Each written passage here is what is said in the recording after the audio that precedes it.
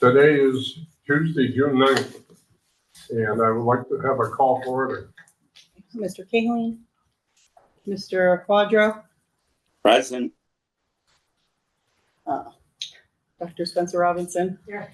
Mayor Sierra is going to be 15 minutes late, and Dr. Bonner. Present. Congested? Present. Congested, are you? Congested? Also? No, not yet. Will you stand for a pledge of allegiance?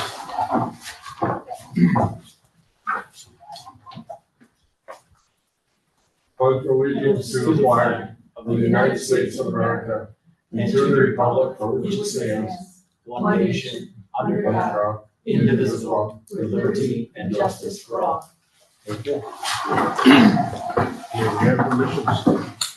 The mission of Smith Vocational and Agricultural High School is to provide students with an education that equips them to be professional adults with a high level of expertise, knowledge, and competence in their field, creative and impactful members of their chosen vocations and their communities, and effective communicators who value diversity of thought, experience, and cultural backgrounds. Thank you. Is there any participation by the public this evening? Mike? Austin, go first. Okay, go ahead. Yes, so I'm here to hopefully learn a few things about the sick bank and the hardship changes that are occurring. I think the general numbers don't have information, and I'm hopefully here to figure out what that information is. I just had a little statement I'd like to read to piggyback up on what Austin said. So, good evening. My name is Michael Parks, and I'm the Director of Academics here at Smith Vocational. I'm also co-chapter coordinator of UNH. I'm not speaking here tonight on behalf of UNH. The views I'm expressing this evening are entirely my own. With that said, I have several concerns about the proposed sick bank policy that's on tonight's agenda. Unlike the current sick bank policy, which can be replenished if it becomes depleted, the proposed sick bank policy sets a cap to the number of sick bank days that employees have access to. This means that an employee who needs to access a sick bank may be told that it has been depleted for that fiscal year and there are no more days remaining. This is unfair. Major illnesses for employees and their families do not always follow the fiscal year. After all, I believe that no one should be denied assistance based on how many employees happen to be sick during a fiscal year. Furthermore, this proposed policy could lead employees to hide their illness until the start of the next fiscal year. For example, a staff member in need of assistance in May who is aware that the sick bank has already been depleted for that fiscal year may wait until July when the new fiscal year begins and the bank is replenished to disclose their condition and request assistance. Under the current sick bank policy, it doesn't matter when you get sick. The benefit is there for you regardless of what part of the fiscal year you're in. In addition, unlike the current sick bank policy, which does not cost the district anything, as employees donate their sick days to other employees, which is merely just transferring time from one employee to another, the proposed policy will add costs to the district every year and create a new financial burden on employees, including the lowest paid employees in the district. Many of those employees now have to scramble to purchase short-term disability insurance to fill that gap, which in most cases will be a significant financial burden to them because the purchase date of such policies are linked to age and health. An additional concern I have about the proposed sick bank policy is that employees who signed up for the benefit as part of their overall compensation at the time of hire have come to depend on the benefit. I do not think any members of the sick bank are aware that this benefit could be eliminated without warning or without an opportunity for them to give their feedback on the implications or impacts of that benefit elimination on them and their families with a single vote. In addition, the 90+ members of the sick bank are all willingly donated time to help others in need for years. I myself have been a member for 18 years, and these members have continued to donate their time to the sick bank based on a policy developed with board approval over 20 years ago. While I understand that the board does not technically need to ask for input from the sick bank members, I believe passing a new policy that dramatically changes the sick bank without soliciting member feedback or providing ample warning of these changes is unfair. I acknowledge the current sick bank is flawed and in need of revision. However, the proposed policy does not address the core issues with the current policy. And not only does it not address the core issues, It actually removes an employee benefit while creating additional issues with an already flawed policy. Some current sick bank members have contributed sick days for more than 20 years, which they were happy to do so to help colleagues in need. But they also made those contributions as a reassurance that this benefit would be there for them personally if they ever needed access to it. There are several prior examples of sick bank members at Smith receiving terminal illnesses, diagnoses, or being involved in tragic accidents that through no fault of their own left them asking the sick bank for help, which they received without hesitation. These examples demonstrate the strong sense of community and shared purpose at Smith. If these situations were to happen again under the new policy, these staff members could be turned away from receiving assistance because of the proposed yearly cap, which not only puts members in jeopardy, but also eliminates the opportunities for coworkers to help one another within the Smith community. In conclusion, the proposed sick bank policy does not resolve the issues of the current policy. In fact, it does the opposite, and because it does the opposite, it will be highly detrimental to more than 90 members of the sick bank and the district. So I hope the board considers these issues with the proposed sick bank policy and engages in meaningful conversation with the members of the sick bank and the sick bank committee to find a fair and equitable solution. Thank you for your time and the opportunity to speak before you. Thanks, Mike. Thanks, Mike. Any questions? I don't think we're supposed to be. No, Right. okay, we'll just take it on everybody. So let's see, the next thing we have is participation by the trustees. Okay.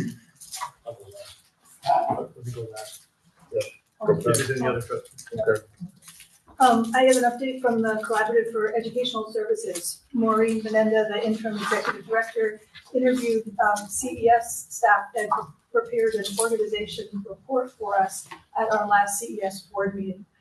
She said that staff, you remember that there have been some fiscal challenges that the collaborative faced.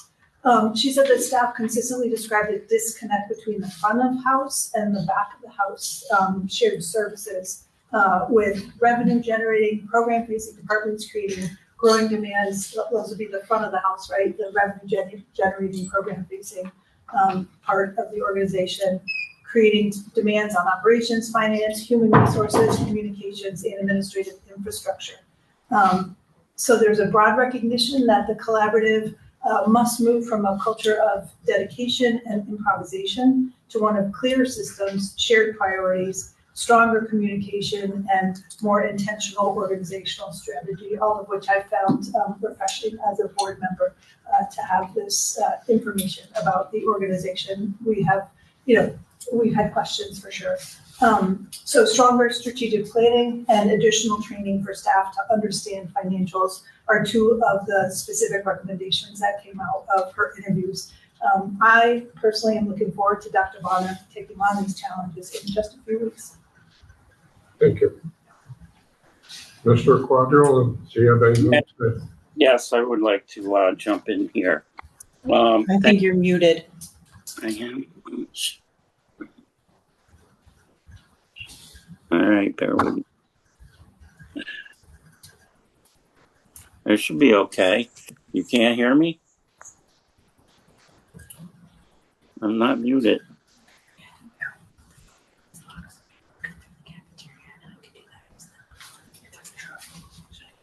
I'm not muted. Can you hear me now? Hello? No.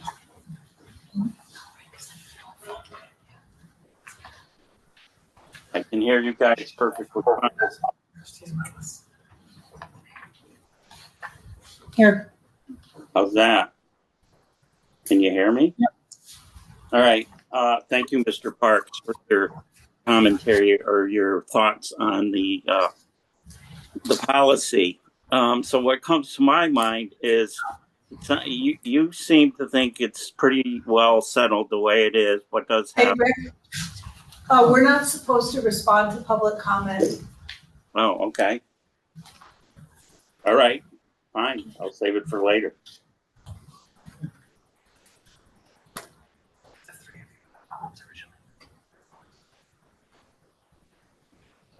Then I'm all set. Thank you. Okay. So we have other trustees in the room. Hey, Your Honor, anything to say? Graduation was absolutely wonderful. That's the only thing I have to say. It was a beautiful ceremony. So thank you, everyone who made it happen. Superintendent Bauer.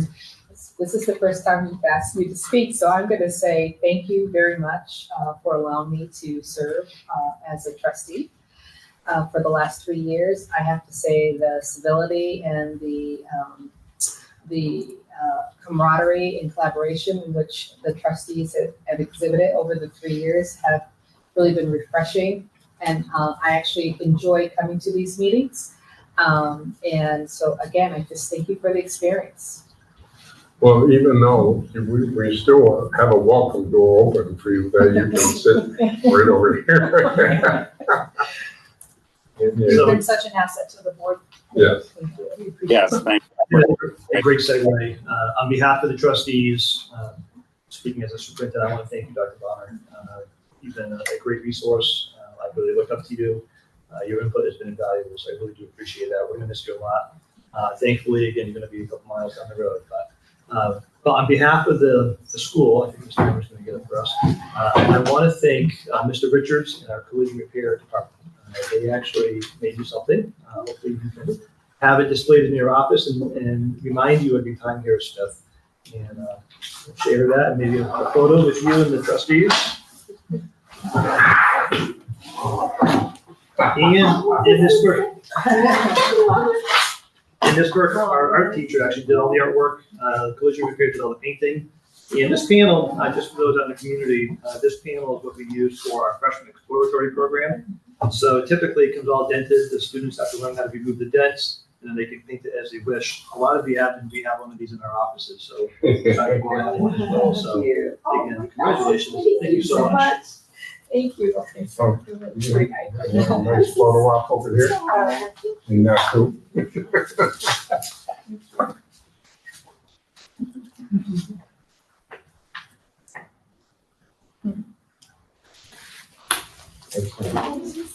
They always say,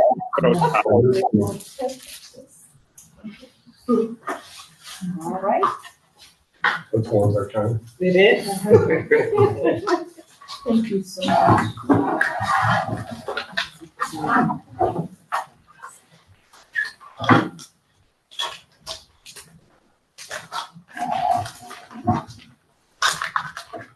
We have a motion, a second, to approve the minutes of the May 19th, 2026 Board of Trustees meeting. So moved. Second. Just Any one further- comment that they're excellent. Yeah, appreciate Chris and Lee's excellent work. It's not easy to summarize the discussion as concisely as she does. Excellent. So all in favor? Aye. Thank you. Oh, I'm sorry. All right. we have to do roll calls for all those because there's someone who's understanding. Sorry.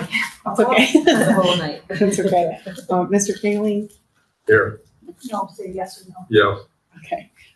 Mr. Quadro? yes. Dr. Spencer Robinson? Yes. Mayor Sierra? Yes. And Dr. Bonner? Yes. Thank you.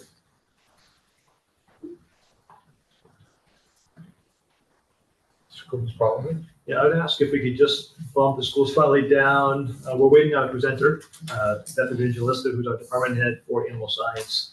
She's on her way. She wasn't quite Okay. sure she'd be here on time. She thought 5:15. So if you don't mind, for the chair, if we just proceed out through the traditional reports, and when she shows up, we can slide her in. Perfect. Perfect. So no student rep tonight? No, our student rep graduated. We'll Is follow. retired? Retired. Yeah. We'll follow a process to Your elicit. principal's report, please. Yes, we'll follow a process to elicit new student reps at the beginning of next year, so that incoming freshmen have an opportunity if they're interested.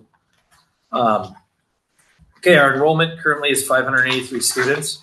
As the mayor did shared earlier, we had graduation on May 28th. We graduated 137 seniors. I personally just want to thank Dr. Lincoln Oker, who stepped in to MC the ceremony on my behalf. I was at my own daughter's graduation from Pope Francis that same evening. So, Skills USA Nationals, I'm happy to announce that Tommy Nutting from Public Safety, who represented Massachusetts and Smith Vocational at Nationals in Atlanta, earned the bronze medal.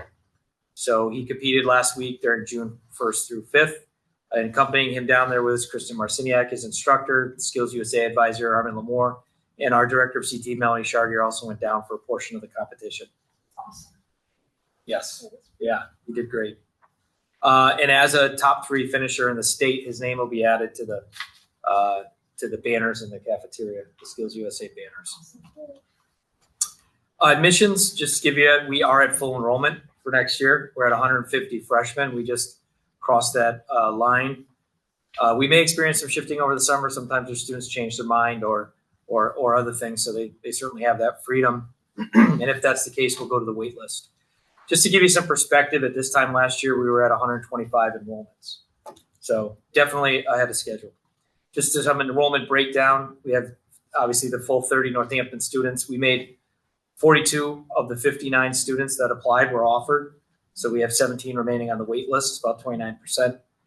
We have the 120 tuition students. We offered 149 out of the 223. And then a few dropped off the wait list. So we have 69 remaining, or 31% of the students are still on the wait list. For the sophomore class, as you recall, the board voted to increase, to change the admissions policy in a way that at sophomore year, we go from 150 to 155 every year moving forward, and that those 5 openings are offered to under-enrolled shops, so that we have the ability to try to fill some of the shops that aren't complete. So that was filled by 2 Northampton students. There's 0 on the wait list, and 3 tuition students. There's 18 that remain on the wait list for sophomore year. So just some data. You're calling them tuition students now. We can't use the other terms, right? Because the state pushed back and had an opinion on stuff. So that's, yep. So admissions process review, 70% of applicants, just for background, received 4 of the tickets, and 25% received 3 of the tickets. Some takeaways from the process. I think we're better equipped now at this point in time, and we understand the process of the lottery. We understand all the mechanics of it, and I think we'll be in much better shape preparation for the next iteration next year. One other takeaway, we had fewer applications this year. We know we've been talking about that. We were under 45 down. Some of the reports are that the deadline shift was not fully understood. So we shifted from March 15th to February 15th, and that's the last day that the applications can be open in accordance with DESE regulations. So the window is November 1st to February 15th. Originally, we always kept it open to March 15th, which was the traditional tuition date. So tuition students had to apply by then. But that shift happened this year. The period between the close of applications and the lottery was 2 months. So we closed it on February 15th. We did the lottery on April 15th. We really built in this time because we didn't know what to expect. So we wanted that time to accommodate management, confirm application information, and the number of lottery tickets. Moving forward, this may be an unnecessary amount of time. Other schools had shorter application windows, and they ran their lotteries earlier than we did. And some of the students who received offers from us reported that they had already committed elsewhere. We did feel, as I said earlier, we filled the available seats to get to the 150 before the historical average date, which is generally in the mid to late July. So some recommendations in speaking with our admissions team is maintain the application window. So we're recommending that the board doesn't make any changes to the admissions policy that has to do with that. So November 1st through February 15th. We just think that we're going to have to do a better job promoting the application window. So if you recall, when you went on our website during the application season, it would say apply now. But what we can add, for example, there is saying, is noting when the application window ends. So there's an opportunity to make sure and to do better with the sending districts. But I do believe that now that everybody's lived through it once, I don't foresee that as an ongoing concern. But I think it's up to us to also do a better job. We're recommending to run the lottery on or about April 1st. So move it up at least 2 weeks. We still need the 15 days from February 15th through March 2nd or so to make sure that all the ability for people to challenge is there. We're not sure moving it if we're ready to move it earlier than April 1st at this point in time. Part of the rationale of that also is that students have till April 1st to get their tuition form signed. Again, maybe that's a way for us to make sure that you have everything in by then because we're running it. So do we make it a little less confusing for tuition students that are applying and their families? One of the questions was, why did we end up with 45 fewer? I think it really comes from that earlier window closing 30 days earlier, but also we're not sure if there's an actual trend there. So we're not ready to recommend additional advertising, but to continue to monitor through next year's cycle and see if declining applications is a trend. Declining applications may be a trend, and it might just be a natural trend because the number of students in the area are declining. But if we're able to fill it at 150 already, declining applications may not be an issue for us to still fill the available seats. So it's kind of one of those things where I think, the admissions team, we're recommending that we monitor another year. We see if there's a trend, if there really is a natural impact or not. So that was kind of the review that we did on the application season and the lottery. Science MCAS occurred on June 2nd and 3rd. I want to thank Mike, who's here tonight, Mike Parks. He leads the organization and planning. And thank you to Rebecca, who's also here tonight, and Linda, the administrative assistant in the guidance suite. They support the placements and identify all the special ed accommodations. Collectively, that group figures out who's going to proctor those multiple exams throughout the year. We have a lot of small groups, so it takes a lot of people to come forward. MCAS takes 6 days to administer throughout the spring, and then Mr. Parks runs any makeup sessions for students who may have been absent on testing day. One thing I do want to note is DESE is rolling out a family portal for MCAS. They're expected to launch that between June 26th and June 30th. It's to allow families to create an account, which will provide them online access to MCAS results. Basically, preliminary results would come out on an accelerated timeline, but those results are subject to change. So the final results would still be coming out in the September timeframe. It's interesting because MCAS is no longer part of the competency determination. I think they already have this in the works, is my understanding, and they're going to continue moving forward. And if we do end up moving to end of year assessments and things like that and courses, they would already have the framework for that. So that's what I'm hearing. Personnel, we have an ELA position open that's currently under review, and public safety position that's also under review. I just want to note retirees upcoming. So Kevin Brown, Director of Security, Ray Racine, Electrical Instructor, Suzanne Martino, School Nurse, Tim Smith, Facilities Director, he'll retire in August, and then Scott Patterson, Plumbing Instructor, will be retiring in October. So pending your questions, that's my report for this evening. Thank you. Sure. All right. Yes, my first one will be about the graduation requirements. It's an interesting perspective that they're preparing for the end of course assessments. Do you share the understanding that the graduation requirements are the purview of the legislature and not the governor? Or are you thinking that whatever the governor's graduation council recommends to the governor will then become a requirement? I don't know. I'll be honest with you. Because I think that's what they're arguing. timeline. I think that's what they're arguing about, right? Is whose purview does it fall under? Is it does DESE alone? Is it legislature? Is it the governor's office? I think that's. Well, I think that'll. DESE does with the legislature. They implement the law, right? Well, not with the lottery, but it depends. I think that's what they're arguing about. I think there's plenty of examples to say that there's overlapping authority.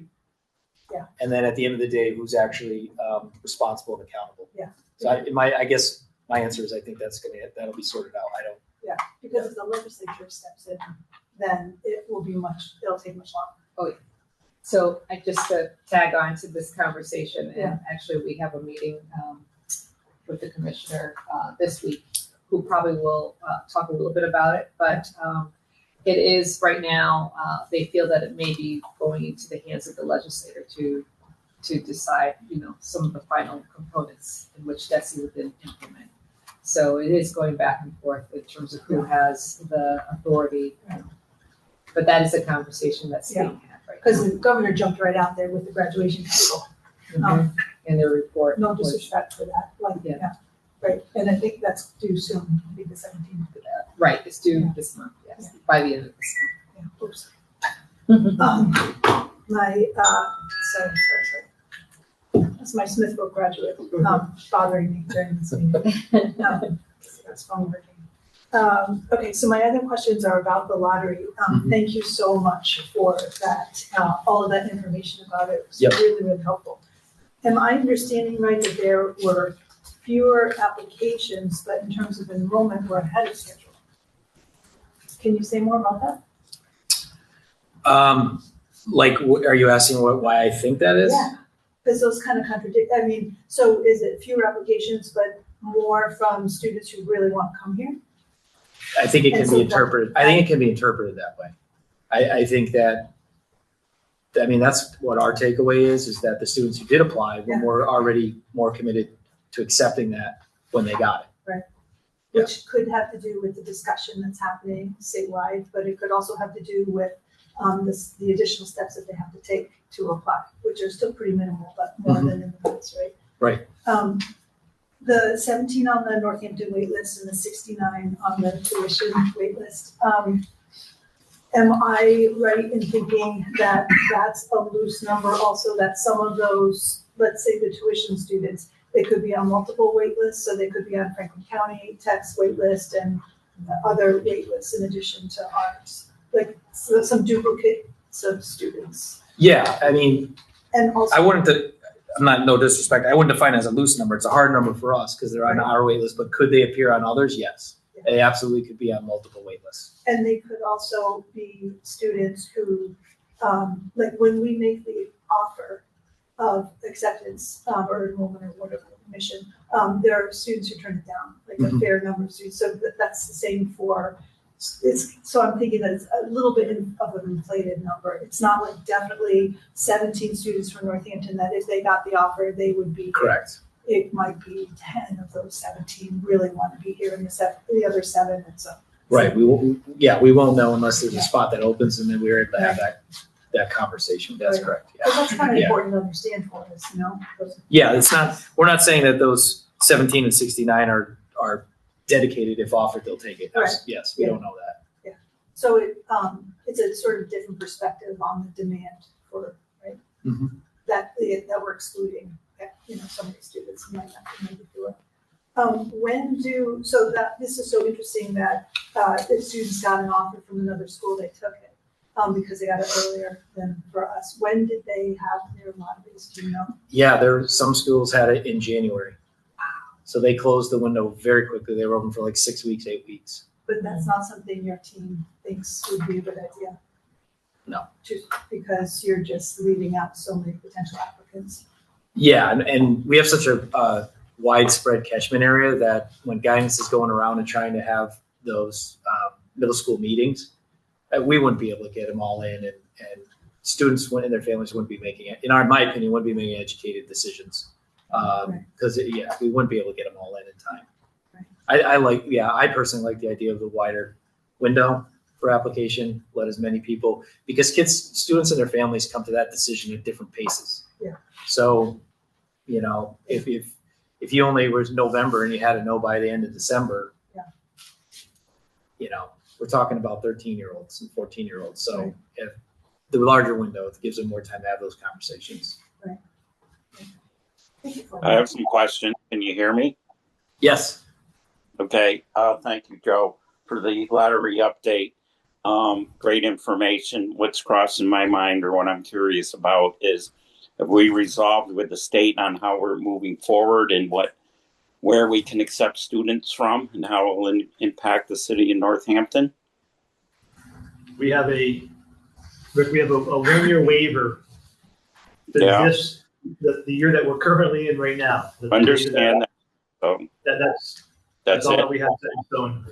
So it's still in discussion phase. Correct. So obviously, when do we need to resolve it by? What's the? Before the next admission cycle. Yeah. Well, when Have to resubmit and go from there. do we have a date on when we kind of need a resolution? Ideally, The next admission cycle opens up November 1st, so ideally we would know before that, but I would not hold my breath. But we'll, All right, no, I just want someone to know what we're working with.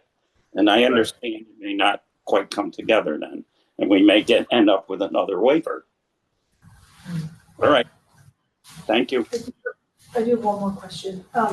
So the whole point of the admissions lottery was to have the acceptance be more equitable, that the enrollment offers may be more equitably distributed. How soon can we compare those student demographics for this year's class to last year's class? I don't have an exact answer on that because we're just starting to collect that kind of information that we're not allowed to ask during the application season. Yeah, if you gave me categories, then once we pull, yeah, we can see how, as they start to fill out the enrollment and registration paperwork, we can see how people identify. But once we get the SVAHS, and then we can pull that data from the state, what's on file, and then we would be able to sort it. Yeah, and then it would come into our system. Right now, the students don't actually live in our student information system yet because they're in that.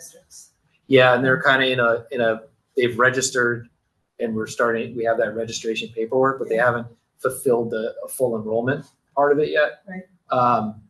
So yeah, if you gave me a list of that, we can have that probably for August. But I'm really I'm guessing August. You probably are also really interested in that. The impact on the but we wouldn't have the control group. So in my report, I'll show you the graphs. Yeah. So right now, Rebecca and Lauren is submitting an early data. The new commissioner wanted to have an initial round of data collection, so we're working on it now. I think that's due next week. Okay. In the fall, we'll submit another round. So I'm guessing late fall, early winter, because again, we don't have that data for the students who did not apply or applied and didn't get in. Right. We don't have that background. So yes, Mr. Bianca is correct. We could look at the students that eventually enroll, but which will tell us compared to something. what? Yeah, We don't know. that still will be important information. Right. Absolutely important. Yeah. Thank you. Thank you. So yeah, back to the school spotlight. And again, for those who have the agenda in front of you, you'll see that it says FFA and Skills USA. Unfortunately, they were not able to get the report together in time with everything else going on. You just heard from Mr. Bianca's Skills was down in Atlanta last week. So I want to thank Beth from Animal Science. As you know, last month we had to table Beth's presentation. So Beth is willing to come in tonight and present last month's presentation tonight. So without further ado, Animal Science. Okay. Yeah, sorry I wasn't able to make it at the last one. I had a sick pup to deal with. But look, you make it work. I'll do it. You're awesome. Thank you. All right. So just to say, I think that background looked really nice on you guys while you had your meeting with the horse and the barn. That was beautiful. So I was asked to do this. I put together some numbers of what we have for students in the animal science program. We've upped the number of students this year to 16. So we now have 16 freshmen. 2 of them are male, 14 female. Grade 10, we have grade 10, 11, and 12 are all 14 students in each class, with the majority of them all being female. We do have a few males here and there. Actually, I guess grade 12 is now shifting, but that's the graduated class of our grade 12. Comparison nationally, agriculture and veterinary science is approximately 49% female and 51% male. Why so different for our students? It's all Massachusetts, it's not just here. So you see it, you don't know. I think when we're looking at that statistic though, we're looking at like in the workforce, actually working on a farm or actually working as a veterinarian. So you have a lot of young girls that want to go to school for animal science, and then they sometimes change course. So I think that's one of the things you see there. But it's almost 50-50. So yeah, and I think too, a lot of times just you're dealing with teenage kids, and I've seen it. I've had males come through. They really want to do it. They have farms. And they're like shocked to the little girls.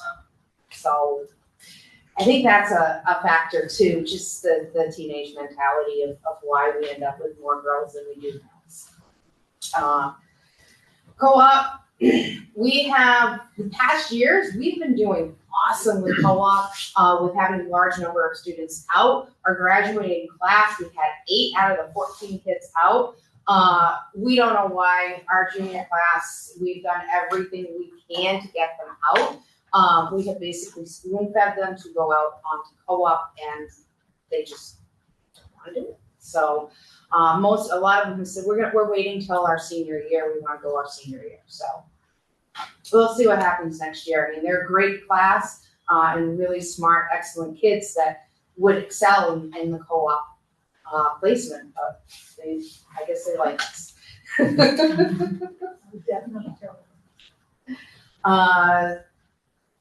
Yeah, okay, so let's see. One of the cool projects that we do, and this has been going on for a long time, is our dairy project. I don't know if anybody was here last Thursday. We had our dairy parade, so our freshman students get assigned a calf, they raise it. It's their little project, and it covers a lot of different competencies that we do in shop. So from genetics to management to animal training and handling.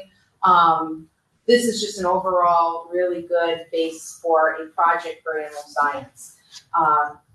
So the students raise them. They start with them at 9th grade. By the time they're in 10th grade, they're learning how to evaluate animals. They're learning how to read pedigrees. And then they have to select bulls that they want to breed their heifers to. Once they've done that, that gets turned over to the farm staff. If it's available, if it's possible, it's never guaranteed to the kids. Sometimes they luck out and their heifer gets bred to the bull that they've actually selected, which is really cool. And that just really gives the kids that buy-in, that ownership of the animal and their project in the shop. And then in junior year, their animals are bred. They're ready to have babies. We don't milk cows here. So they need to go to a new home where they're going to get milked. So they go, we have a really good connection with Northampton Cooperative Auction over in Whately.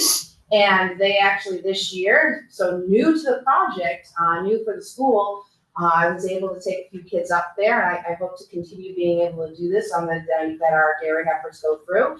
And they got to walk the animals through the sale ring and help sell and be a part of the auction and sale. And actually, Jacob there, he bought his heifer that he's leading, and she now lives at his horse farm. His mom let his cow take a horse stall, and and she gave birth to a beautiful little heifer calf, and he's very happy and actually planning to breed and going back to his dairy project to select a bull to breed his cow to again. So it's just, yeah, it's an all around awesome project.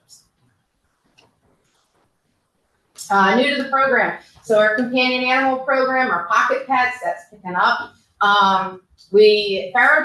So one of the new things that we're trying out and working on is we farrow 2 sows in the fall. We typically would farrow them in, which means have their babies come the winter time in like around January, February, sometime in there. But we tried a new thing. We farrowed them in the fall. We kept the sows and we kept 2 of the pigs. Raised 2 of the little pigs for our pig roast, and then the 2 sows were rebred, and one of them did not breed, but the other one did, so that we could do 2 breedings or have 2 litters go through, so we could double up on kids learning how to care for the newborn care on the pigs. As we felt that was something that was maybe lacking a little bit in the program. So instead of one time in the middle of the year, once in the fall, once in the spring, with pigs. So that was cool. We had a dairy heifer this year that actually calved early on us. And she had a bull calf, and I guess they decided they were going to keep them. And so we had, oh gosh, what is his name? Jenkins, thank you. We had Jenkins come in, and he did a whole workshop on how to make a yoke, how to fit a yoke, how to train a steer. And so the students all had that opportunity, and now they're working with the steer that we have, training into a single yoke steer. So that's kind of cool and new. And then we've got all the pocket pets. We've got 2 chinchillas, 2 snakes, 2 rats, 2 guinea pigs. We got a pixie frog.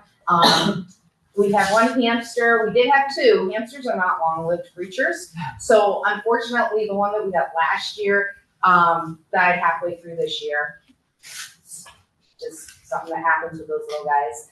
But we still have 1. And then we have the 2 leopard-spotted geckos, 1 bearded dragon, and the fat-tailed gecko. The fat-tailed gecko was donated. Actually, the 2 guinea pigs and the fat-tailed gecko were donated to the school by.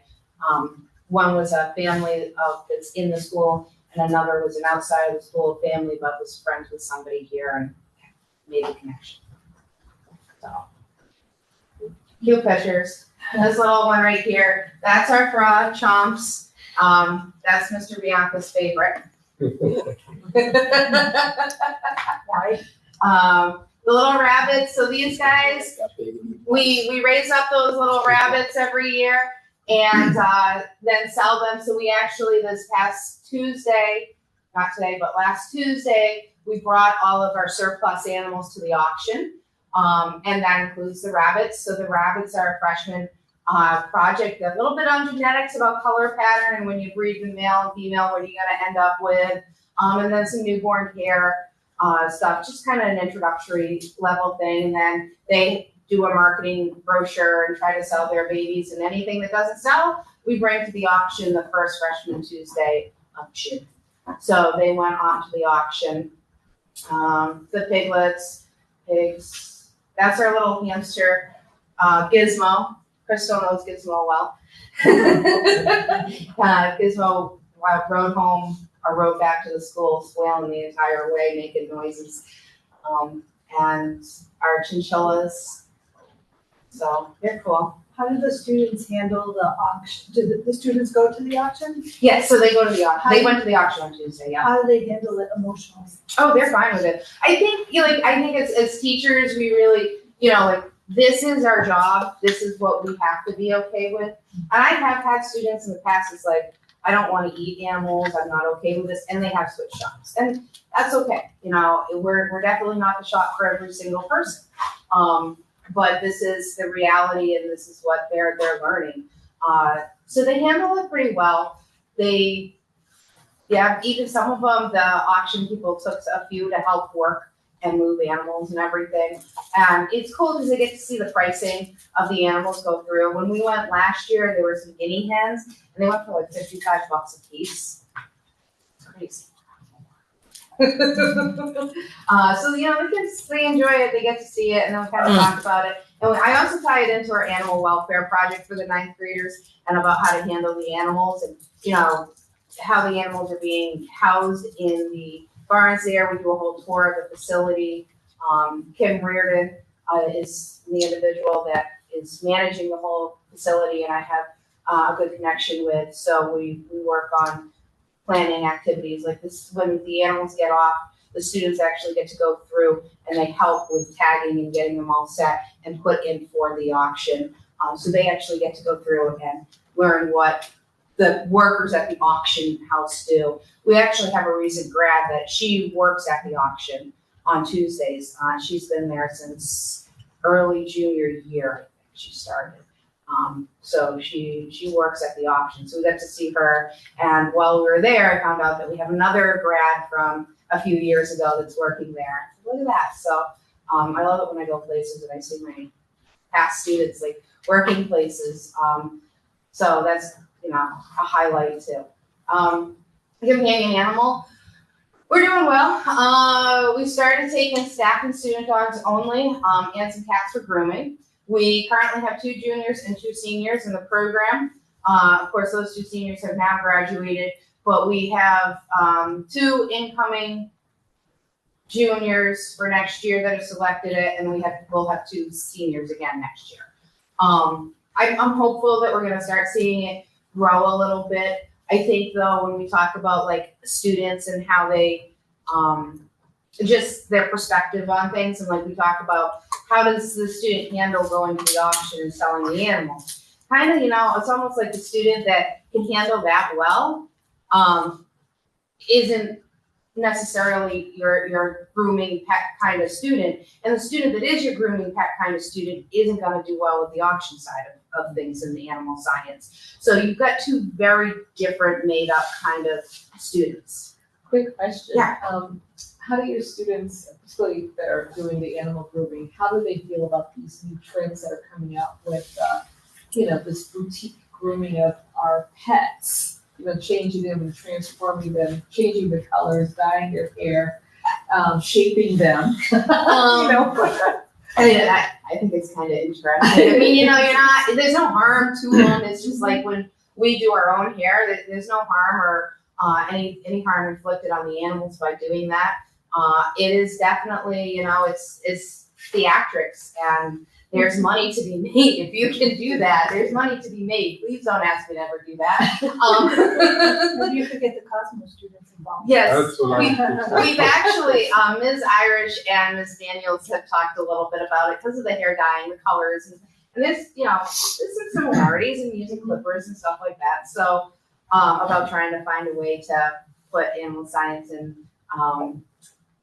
cosmetology together. So, but I don't know. I think some of the students probably think it's cool, but the ones that I've had in there, they enjoy it. They like doing the dog grooming. At the beginning of the year with Ms. Irish out on maternity leave, I ended up with all of the seniors. So I tried my best to kind of do like, these days we're doing livestock stuff, these days we're doing companion stuff, so that I just was able to give them all of it. So all of the students ended up doing that for the first trimester of the school year.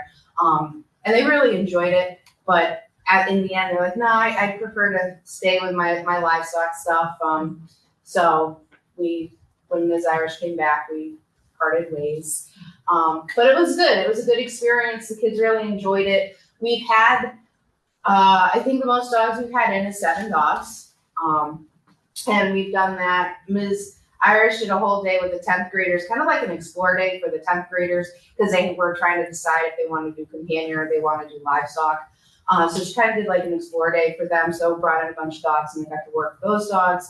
And then on the freshman exploratory day, we bring in some dogs and they work on doing a snout to tail assessment, making sure the animal's healthy type of evaluation, and then a brush out of the dog. We don't do any washing or bathing with freshman exploratory. Have any of the students been bitten in that? That was one of my worries with having this. How fast, but that's a So, how many incidents reported for yourself? so have they been bitten? Have they been aggressively bitten? No students have been aggressively bitten. But a dog bite is defined as the tooth breaking the skin. Right. Has that happened? Yes. And one of the biggest things, so this is something that I think we all learned, was that when that happens, even if the dog is up to date on their rabies vaccine, you still have to call animal control, and that dog has to then go into a 10-day quarantine. Yes. But on all the paperwork that gets done by animal control, it just says that tooth broke skin. Doesn't even say that it was an actual dog bite. So we have not had any aggressive dogs that have actually like really harmed or done anything. But yes, we have had a little tooth snag from a little dog that likes to play with his balls. Yeah, these were during play. Huh? It was during play. It was during play. At one time was he was out in the yard and a student from another shop came over, stuck his hand through the fence. It says, "Please keep off." Stuck his hand through and was playing ball with the dog, and the dog's loving it. He went to go grab the ball at the same time the dog got his hand. So that's what happens. Yeah.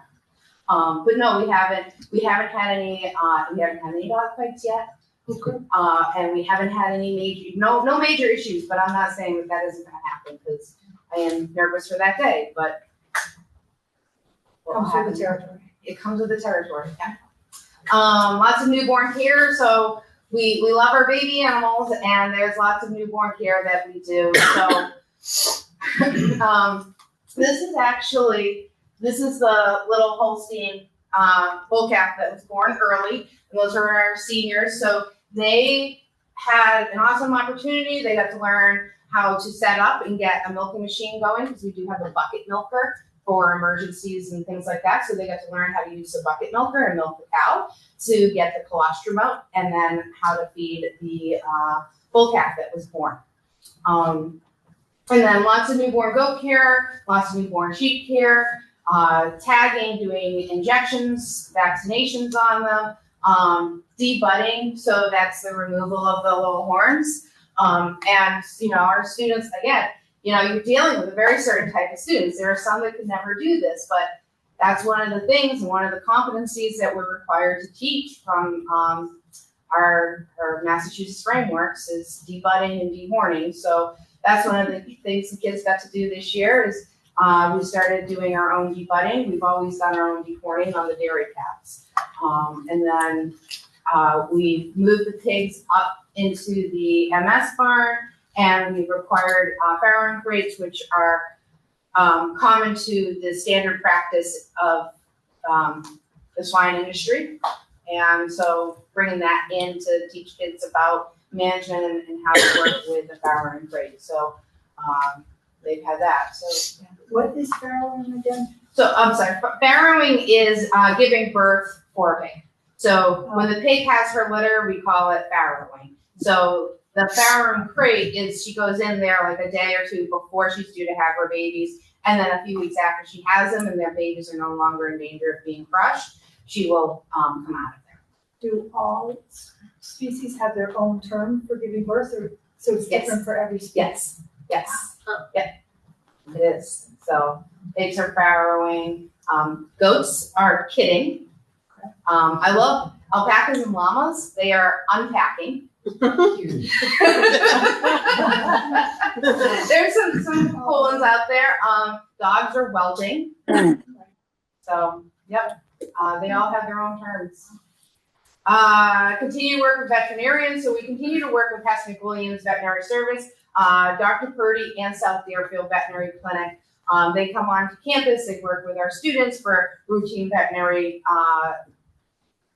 maintenance care, needed practices, or even out of the ordinary visits that we wish we didn't have to have, but comes with the job. So, so students just taking care of animals. Seniors, we did a senior trip to Animal Adventures over in Hubbardston, Mass. So it's a rescue place, and they take in some pretty exotic, awesome animals. Kangaroos, I've never touched one before. I've never expected them to be as soft as they are. Just so soft, cute. I think their highlight though was seeing the capybara, the largest rodent there. They really enjoyed that one. So that was a really cool trip for them. They liked that, going and seeing all those exotics. Community service, we are still engaged in doing lots of different community service projects. So we got Look Park, we have the Massachusetts Blue Ribbon Sale. Actually, I should have put this on there. We do the livestock on the common in Boston. So Ms. Parsons takes a group of students up there every year for that as a community service project. And then we just actually had Linda Manor came in and we did some community service, engaging some of their clients with our animals here. Dairy CDE, we had 16 that participated in that. We had the second place evaluation team. And then we also had the first and second place dairy handlers for the state. What's CDE? So CDE is Career Development Event. So we brought a large group of students there. They did very, very well, and hopefully they'll continue to do well. The first and second place handlers qualify for regionals. It's no longer a national competition. So they'll only be going to the Big E in the fall. Dairy Parade, I guess I should have. Anyways, Dairy Parade was last Thursday. And so these are pictures from the year before, but essentially one of the goals is the students all kind of make up a sign for their animal, about their animal. They also have to put in what country they come from. So one of the things about freshmen is breeding species. So they learn about all the different breeds, where they come from, and what they're known for and what they're really good at making. So for example, you have the little brown cows, those are your jerseys. They're really good for butter and ice cream.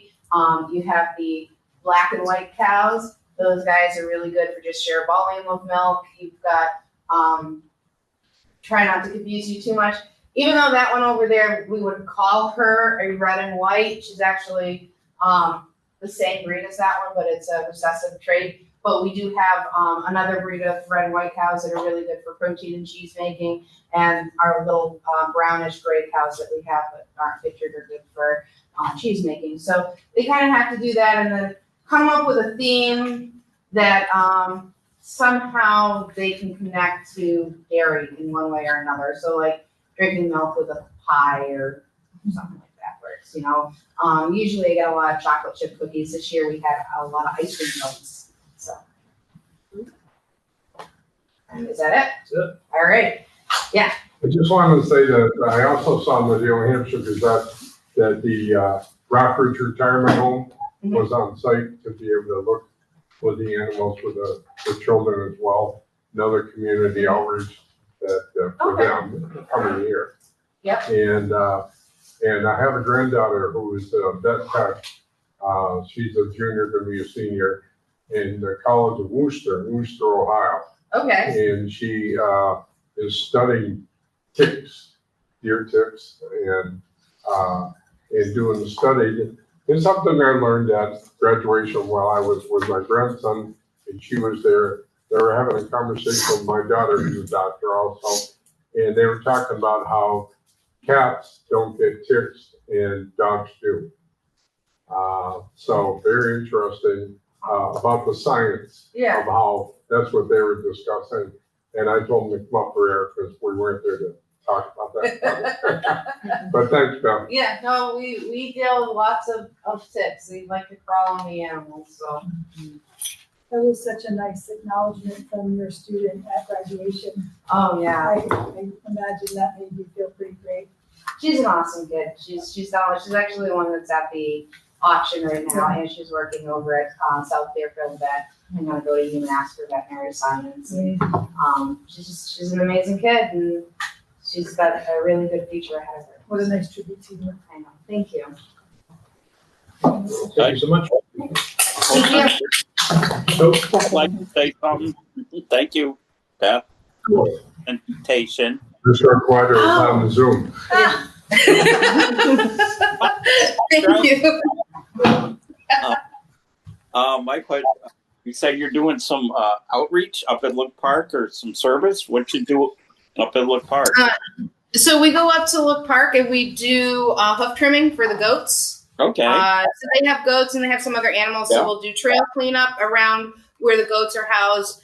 We'll do some spring cleaning for some of the animals that they have there. And then we go up about 3 to 4 times a year and we trim all their goats' hoofs. Excellent. Now, I haven't been back to the Christensen Zoo there in a long time. They still have deer up there at all? Yes, they do. They still have some deer. They did lose a bunch of them, but now they've got some new deer up there. Yep. So they have that large pen. Yeah.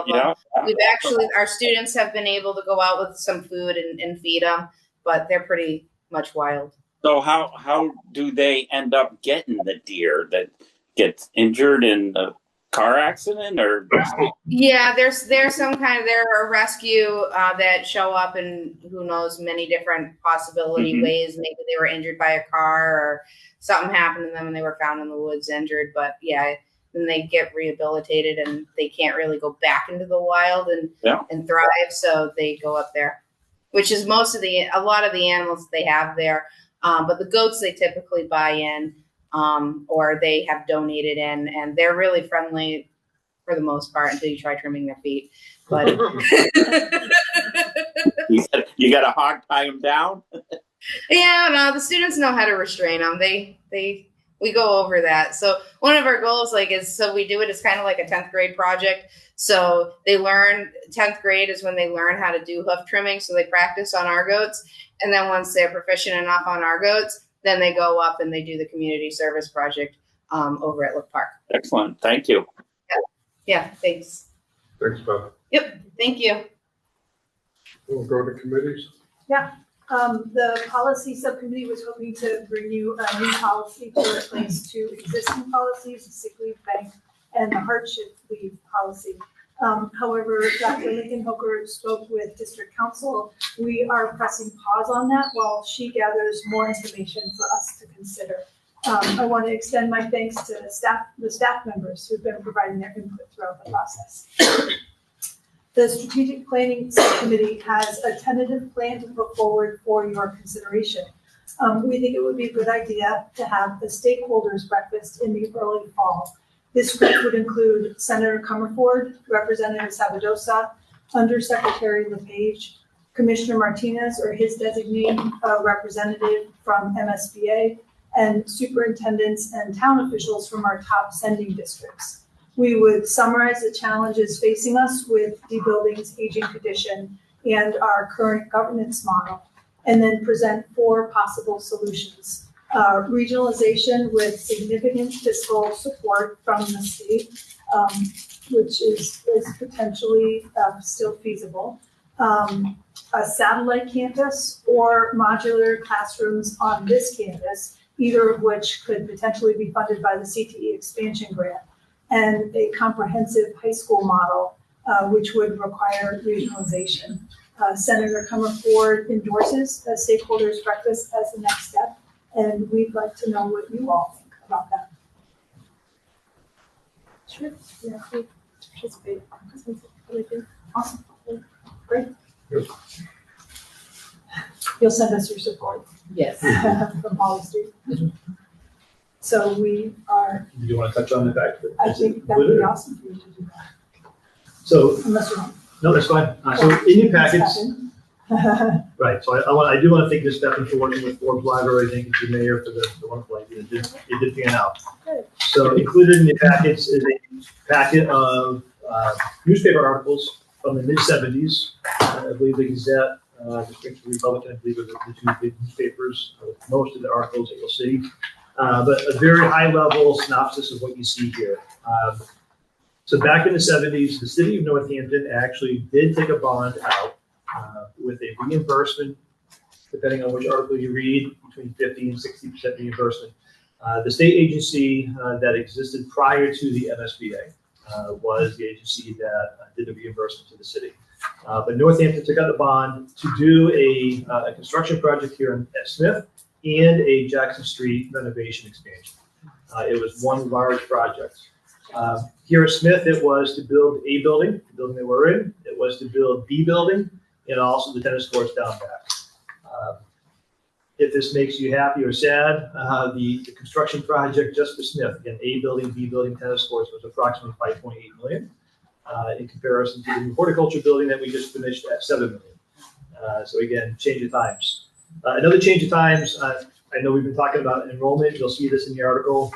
I reference this during the state of the school every February. I also mentioned this during the budget season, looking at historical enrollment. And if you look back in the late 70s, you saw that the school enrollment was quite high. One of the rationales for this building project back in the 70s was that Smith was receiving about 900 applications a year, and it could only take 200 applicants a year. So that's why they were pushing 800 students. Yet they could have filled a lot more. And here we are tonight, and we're just talking about an applicant pool of 280 to fill 150 slots. So anyways, I thought there was just a good historical perspective, but I thought it was very, very interesting. So again, thank you to Ms. Stefan, Forbes Library, for sharing some of this background. But one of those long-standing questions that we had was, as we were talking about B building, well, how did we pay for A building? How did we pay for B building? We were able to get that answer. Now we know. Now we know. Yeah, and definitely interesting to go back in time. So Dr. Lincoln Hooker, we have the green light to go ahead with the fall breakfast. Sure. We don't have any other questions. Rick, do you have anything else on the fall stakeholders breakfast? No, you summarized it perfectly, Julie. Can I comment about the conversation regarding sick leave and hardship policy? I think we're pressing pause on that. Yeah, okay, so it's paused, so save my comments for another time. Yeah, we're gonna hear more from our council. Yeah. Yeah. Thank you. Facilities report tonight? Unfortunately, Is it in- no, I didn't. We do not have a report for facilities Okay. this evening. So your finance report? Sure. So I'm happy to report that we had two committees, one for the farm director and one for the facilities director. And both positions have been filled. The new farm director is scheduled to begin next Wednesday. So a little bit of overlap with Mr. Smith. I know he's still out, but and he has been, unfortunately, been responding to emails and helping us work through why he's out. The facilities director will begin on July 1st. And one position, one of the farm tax agricultural technicians left at the end of April, and that position has just been filled, and that individual will be starting next Monday. So we'll have pretty much a new crew down there. FY26 closeout, we're currently reviewing any open POs, looking to see what can be closed, just checking out, reviewing the budget lines, processing final expenditures within the operating, the revolving, and student activity accounts to make sure that we're all the expenses and everything is all set for the end of the fiscal year. Our IT director, Josh Shear, applied for a grant with the Massachusetts Broadband Institute, and we were awarded 500 Chromebooks. The value is $264,500. We're waiting. All the Chromebooks will be delivered at once. They purchase them. We don't have to purchase them. So we just met Dr. Lindenhofer, Mr. Bianca, and Mr. Shear. We all met on Monday to discuss the rollout plan, and more to follow on that. Tuition, we've been reaching out to the sending districts that have outstanding tuition bills to see if they can get those bills processed before the end of the fiscal year. Additionally, the tuition, I know for the regular tuition, we fell a little short on what we were hoping for, but the special ed invoices, actually, we took in $86,000 more, so that does bring us up to $220,000. So we were able to cover transportation. So with a little leftover to go into tuition revolving. And last, a few months ago, I touched briefly about a class that I was taking on the English learners that was for business managers. That class concluded on May 31st. And I just received my grade. So it was definitely, I just received my grade. It was really good just working with other, other business administrators, seeing what some of the difficulties that they deal with, especially with, both school districts when it comes to the English learners. And it was definitely eye-opening, and I enjoyed it. And what's your time? Well, it's definitely something that I need to know. But because our numbers are so low here compared to especially other districts, correct. So I appreciate that I did take it. So can you speak a little bit to the two new positions that have been created? You work very closely with the facilities director. Yes. Understanding after these many Yes. years, right? And so this is new, right? Having that position split into facilities and farm director. So can you just tell us a little bit about your hopes for how things will change here on campus? Absolutely. Well, of course, it's going to be very difficult to replace Mr. Smith. Just his historical knowledge that he has is just amazing. Plus for his length of time. My hope is that the facilities director, they'll be more hands-on with the projects that we have, forecasting projects, and just dealing with just the facilities.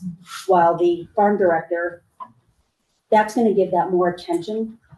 It's much needed attention because unfortunately Mr. Smith he couldn't get the attention that he wanted. So with the farm director, more hands-on, working directly with the farm, the animals, the state lands, and working with our students. And so I think that's going to be so refreshing for us to see. will you meet with the two of them? Or will the two, like on a regular basis, or will the two of them be part of another structure? Or are they sort of in separate universes? No, I plan on, initially, I'd like to start meeting with them individually, just because they're both new to the district. Right.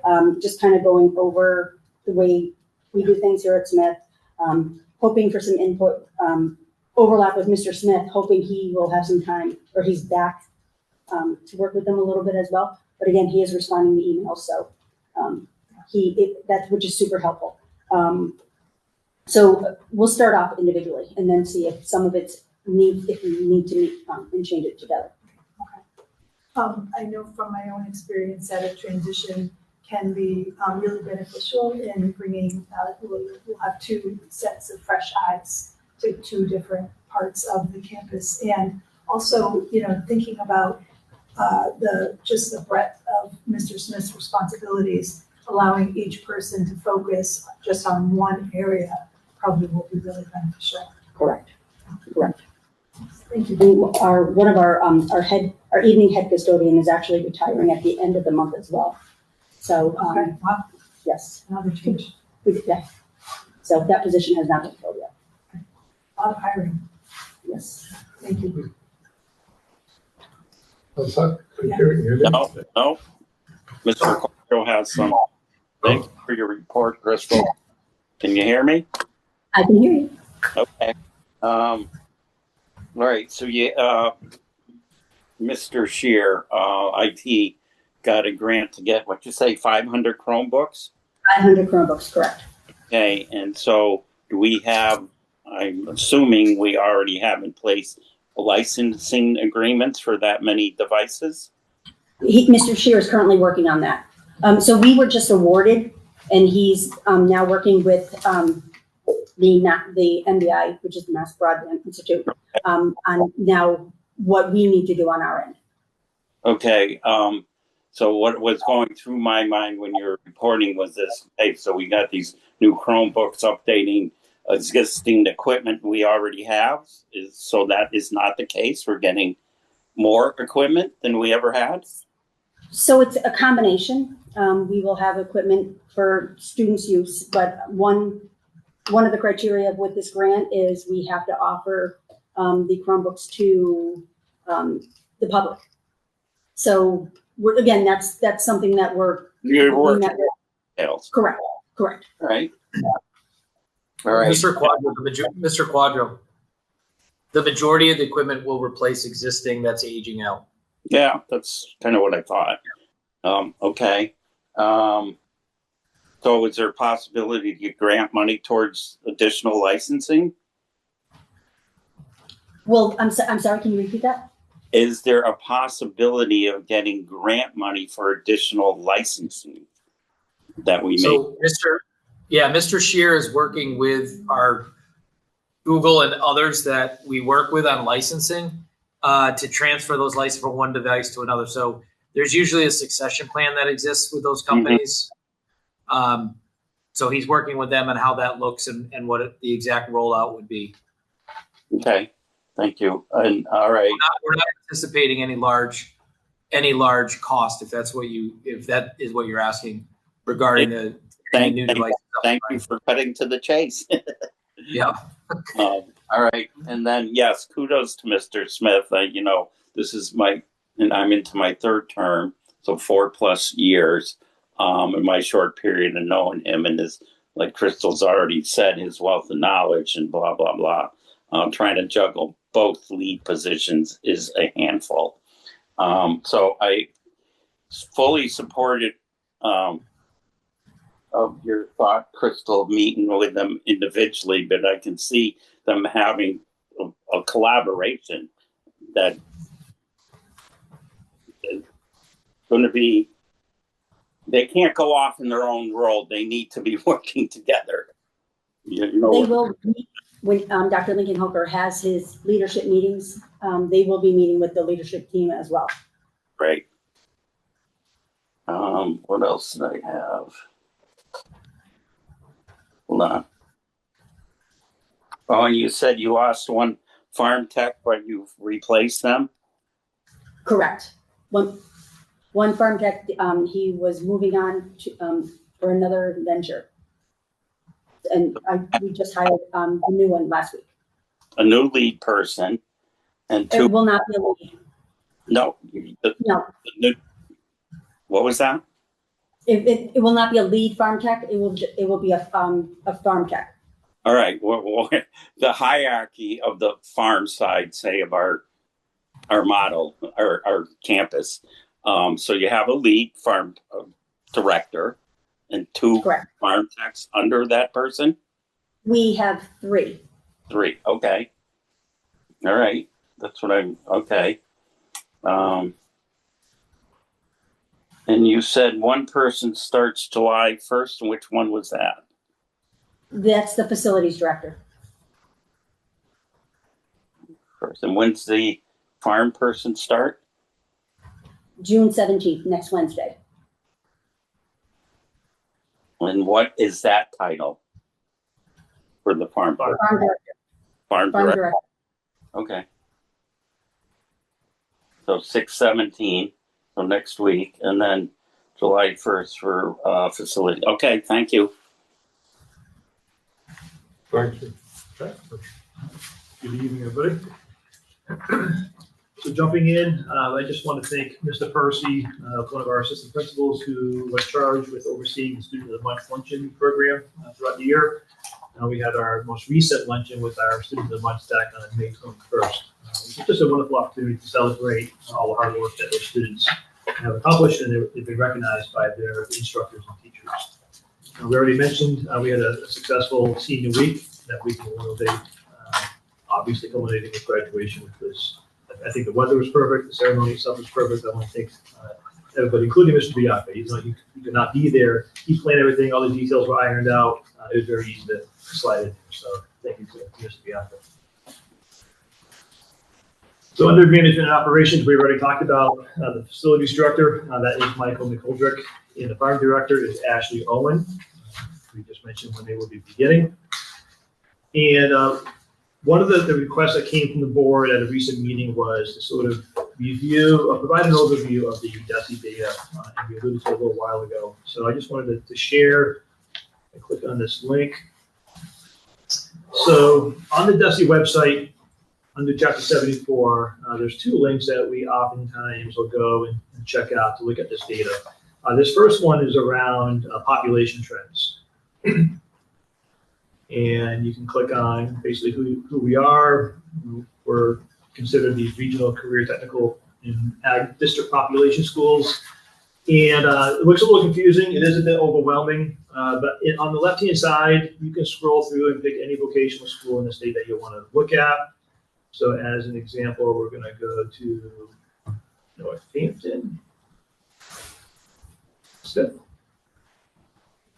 And here's some feedback I just want to share. I'm going to go to another school just for comparison and try to highlight the point here. So this is our data. You can break it down by students of color, female students, low-income students, students with disabilities, and English learners.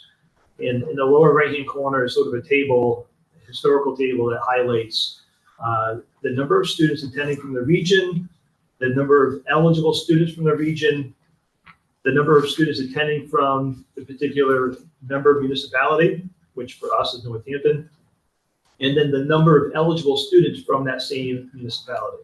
Okay, and it may look a little confusing, and you may ask, why do we have this type of breakdown? So if we click on any other vocational school, I'm using Assabet Regional, they're based out of Marlboro, okay, as an example, you see that they have 4 member districts.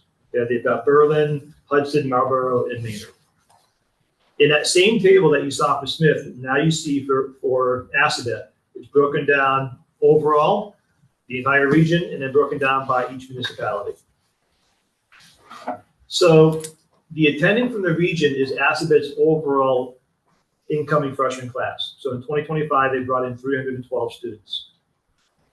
Across their region, across the 4 districts that they have as part of the regional agreement, there were 1,188 potential students that were eligible for admittance into Assabet. And then you can do the same exercise per town.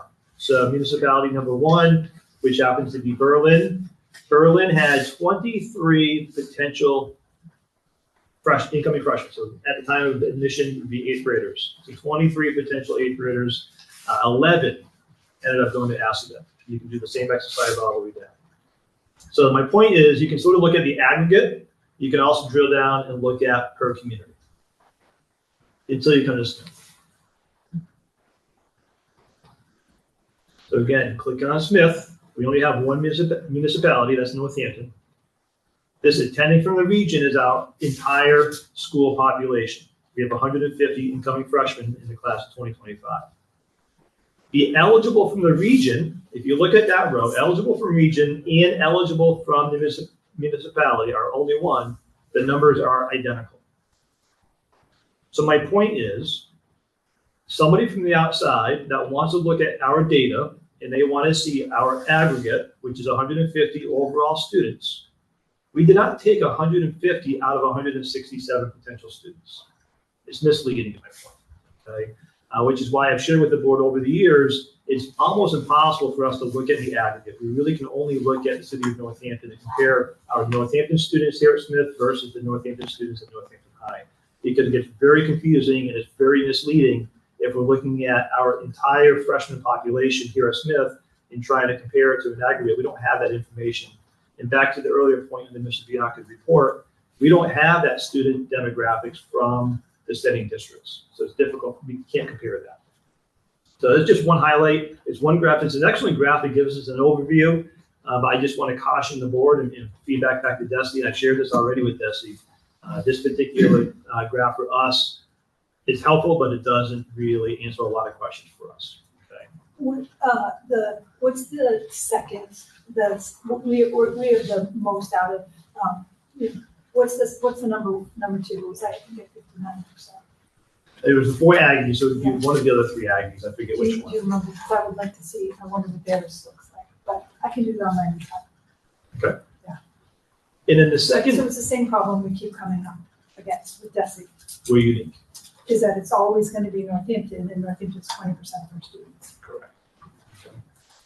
So then, on that same theme, the second link that we oftentimes look at, and this is the admissions data that Rebecca and Lauren are working on as we speak. Same thing, you can click on any vocational school in the state, but let's jump to Smith.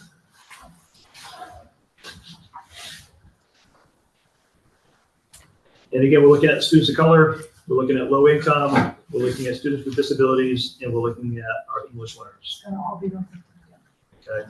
And if we look at all municipalities, that's what's clicked on right now. The eligible, again, from somebody from the outside looking in, you would think eligible would be the entire catchment area of all of our communities that send students to us. But again, that's not true. That's only the Northampton eligibility pool. So if you're looking at students of color, what this chart is telling you is 34% of the eligible pool are students of color, while 65, almost 66% are white students. But in reality, that is for the city of Northampton. Okay. But look at this, complete applications. Complete applications, again, this is from the outside looking in. It tells us that 19% of our complete applications are students of color, and 78% are white students. So somebody from the outside looking in, they look at this data and they would say, okay, so we have 34% of our catchment area are students of color, yet only 19% of them apply to Smith. There's an issue there. And that's the big caution flag, because this is comparing a Northampton catchment area to our complete applicant, all the applicants from all of the communities. Watch the students of color if we go to Northampton. Now we're only looking at Northampton. This eligibility pool is the same. It's still the same 34% of the catchment area as Northampton. 43% of our applicants from Northampton were students of color. 55% were white. So we have, this is back to, we have a higher percentage of students of color from the catchment area applied than did not apply versus what the base population was. That's great. Offers made. This is now back to talking about why the lottery came about. Okay, so if 43% of our catchment area were students of color that applied, only 39% of our offers made were also students of color. So we had a lower percentage of students of color were offers made versus that applied. Okay? And you can all the way down to enrolled. So 40% of our enrolled Northampton students were students of color compared to 60%. But again, this is why I keep saying from the eligible pool to the enrolled, we had a higher percentage of students of color enroll at Smith than what we started with as far as the catchment area. So I applaud that, but it raises the question, why is that happening within the city of Northampton? You can do the same exercise for low income. 32% of Northampton students in 8th grade were considered low income. 55% of our applicants from Northampton were low income. Why is that happening? Offers made, it was 50-50 between low income and non-low income. All the way down to enrolled. 52, almost 53% of our enrolled students from Northampton were low income. Yet the initial pool, there's only 32%. There's a story there to be told. Students with disabilities, the same thing. Almost 19% of the catchment area in Northampton were students with disabilities. If you work your way down, 27.5% of our Northampton students here at Smith have an IEP. What's going on there? Okay. Now watch what happens. Back to, so I drilled it down to Northampton. Let's look at low income. Let's see. Yeah. So low income. That's that green, upper right. Just Northampton, the complete applicants, 55% of our Northampton applicants were low income. When you look at the entire, 37% of our entire group was low income. So what's going on there? That tells me that outside of Northampton, a much lower percentage of the low income students are applying to come to Smith. But in Northampton, we have a very high percentage of low income students applying to come to Smith. And you can do that exercise across the board. Okay. So again, back to this is the link I use a lot. This is the link that I use again back to the budget and the state of the school, looking at those opportunity gaps. I think this is great information. I just want to warn the board. I want to warn the public. I want to warn DESE that a quick view of this is very misleading. You have to really. The only way we can look at this data is if we drill down to only Northampton, because it's not fair to look at our aggregate when the aggregate is only Northampton, but then we include all of the tuition students. It really begins to skew the numbers. So that's my big takeaway with this. Can you explain this in the simplest possible language? It's that so the all municipalities are all of our sending districts and Northampton. The eligible pool, that top row, is only Northampton. Right. Because but when you click on all municipalities, that number one, that first row does not change if you do all municipalities or if you do Northampton. See, it stays the same. But for all the other ones. All the other ones, it's either all the other ones is everything versus just the Northampton. Right. Right. So it's that one row that's problematic. Is that based? The eligible row is problematic. Correct. Because if you go to any other school, I used Assabet before. Let's use Assabet again. So Assabet students of color, 43% of their eligible pool were students of color. That's their entire regional agreement, those 4 schools again. And then you can go through, again, this is the aggregate, or you can drill down like we did with Northampton. They can drill down to any of these individual communities. So it makes sense. The theory and the logic behind this information makes a lot of sense. But it doesn't make sense for Smith because we're not a regional school. And if you click on Smith and so the municipal, so there are only 3 choices. What does all municipalities with residents mean? It doesn't change anything. Okay, so it's the same as the other. So we don't have all of the other towns represented there as options, but DESE gets those numbers for the other rows, right? If they're factored in. Where do those numbers come from?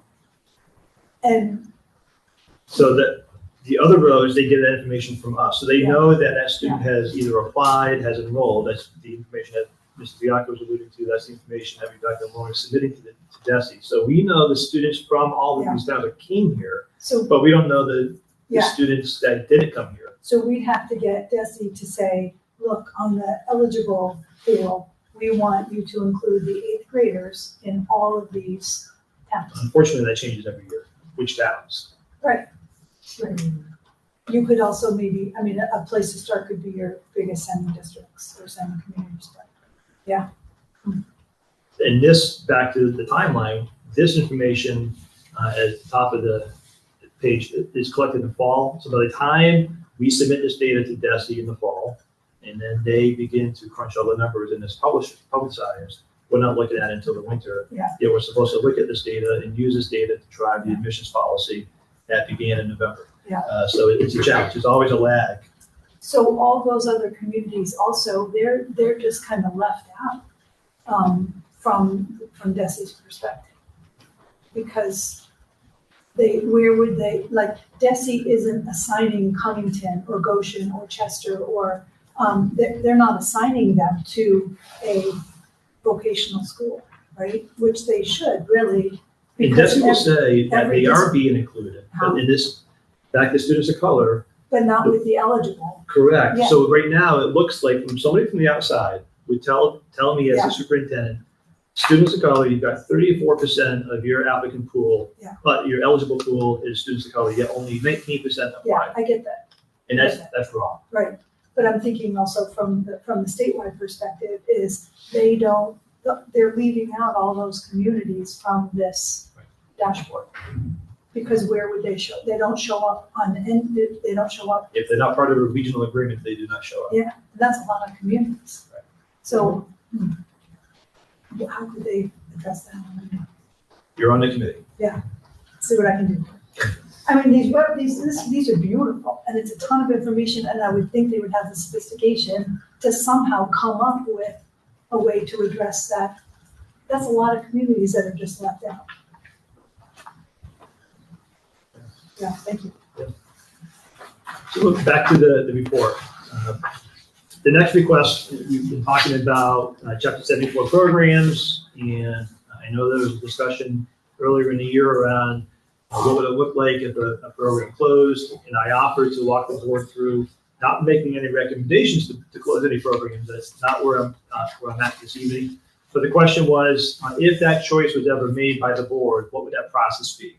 And I was willing to sort of walk the board through what that process is. So the next several slides, this information came directly from the DESE website. Okay, so if a school committee or a board decides to begin to go down the road of closing a program, what they need to do is sort of look at a lot of things. First of all, the district must thoughtfully consider the reasons for wanting to close a program. It simply can't be we don't want it anymore, we can't afford it, things like that. The second bullet really begins to talk about the same questions that were answered of why we want to start a program. You have to answer those same questions of why we want to close a program. So typically you want to start a program because there's a need. When you start looking at your workforce development, look at your mass hires, there's an industry that is lacking in filling jobs. Can we begin to fill those jobs by offering a Chapter 74 program? So that reverse would happen. Is there a program that we're offering that there's no openings in the area? So why offer a Chapter 74 program if there's no jobs out there? So that same mindset is what that second bullet is. And then lastly, at the end of the day, we have to always keep students at the heart of this. So what would happen if a school ever decided to close a program? What would happen to those particular students? We would have to ensure that they're able to complete that program. So it makes sense. If we have 9 through 12, you decide to close a program, what happens to the freshmen, the sophomores, and the juniors? There has to be a sort of a step-down process to ensure that they can finish that particular program. And then lastly, the program can never close or be discontinued without a closure plan, and that is a very prescriptive plan through the state. So the next slide, just to continue the steps to close. So step one would be reaching out to the Department of Ed and submitting an intent to close form to them. That would then facilitate the liaison. Each school has a liaison assigned to us. They would reach out to us and I'll most likely ask for a meeting, and that meeting would basically say why you want to close this program and talk to us. After that discussion, we would then have to complete and fill out and submit that closure plan. And this sort of subheading came directly from the state. What is that closure plan focusing on? It's if we're seeking to close the program, we have to submit that plan to the state. That includes a timetable for program closure, information outreach to the affected students and their parents and guardians, and options for those students to complete the vocational technical education program. So again, communication. We can't just announce one day that we're closing shop and the next day is closed. We have to make sure that all stakeholders are aware and then provide them that timeline. Once that closure plan has met all of the requirements, the Department of Ed would issue a letter to me. That letter would then include the date by which the program would be removed from the school profile. So if you went to the DESI website, that program no longer exists on our profile. And then at that point, we can no longer take new students into that particular program. The reporting, once a program closure plan is approved, once, part of the EPINs, we have to submit all of this data, enrollment data to DESI. We would only be reporting on the students that exist in that program. We can no longer bring in new students. That sort of makes sense. And that ties into the exploratory as well. So once that plan was approved by DESI, we could no longer bring students through that particular program for exploratory because that program would be ineligible to bring any more new students into that particular program. And again, that would all have to be outlined. Next. So just to be crystal clear, this item is tabled, which means it is not being considered and it cannot be considered until the board decides to take it off the table. So I would go one step further, Dr. Lincoln Hoker, and ask that in your budget reports that you do theoretically, that you don't ever include language about closing a shop until you want to come to us and say, it's time to consider this. And then you would ask us to take it off the table. So don't even have it be there as part of the report. Okay. Does that make sense? Yes.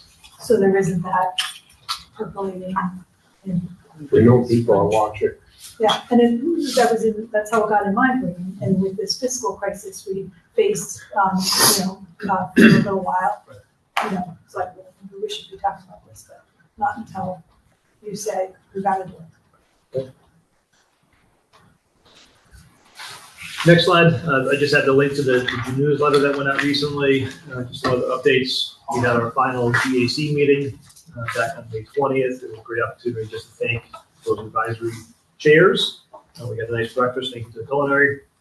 I've also been attending a couple of the TMC meetings. I was actually just down at Franklin today for one. That's the Tournament Management Committee. Back on May 21st, we had the FFA Temple Awards Banquet in the cafeteria. I would say out of all of the years I've been attending that particular awards banquet, it was one of the best ones I've seen.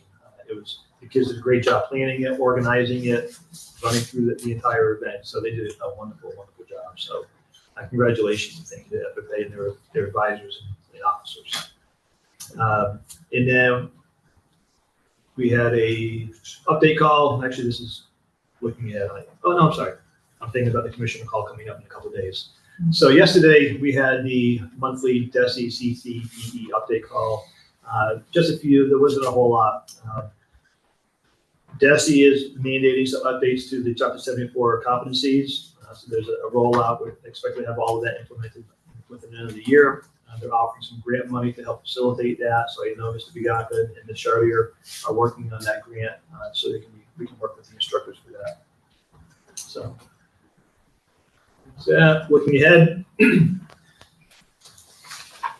So later this week, I've been invited. I plan to attend a mass evacuation workshop. It's being held at the Senior Center. Again, it's a topic that nobody really wants to think about and plan for, but it is a great thing to do and talk through. And what would happen if the worst case scenario happened, we had to do a mass evacuation here within the city. So I'll be attending that workshop. This Saturday, the Smithville Alumni Association has their annual dinner, and it will be the inaugural Alumni Hall of Fame induction as well. It's down at the Elks in Florence, so I'm looking forward to that event Saturday evening. Next Thursday is the last day of school. That's June 18th. The following day, the campus is closed to celebrate Juneteenth. The following week, I had the opportunity to meet the incoming Northampton superintendent, which will be up here for a tour of the campus. I'm looking forward to that.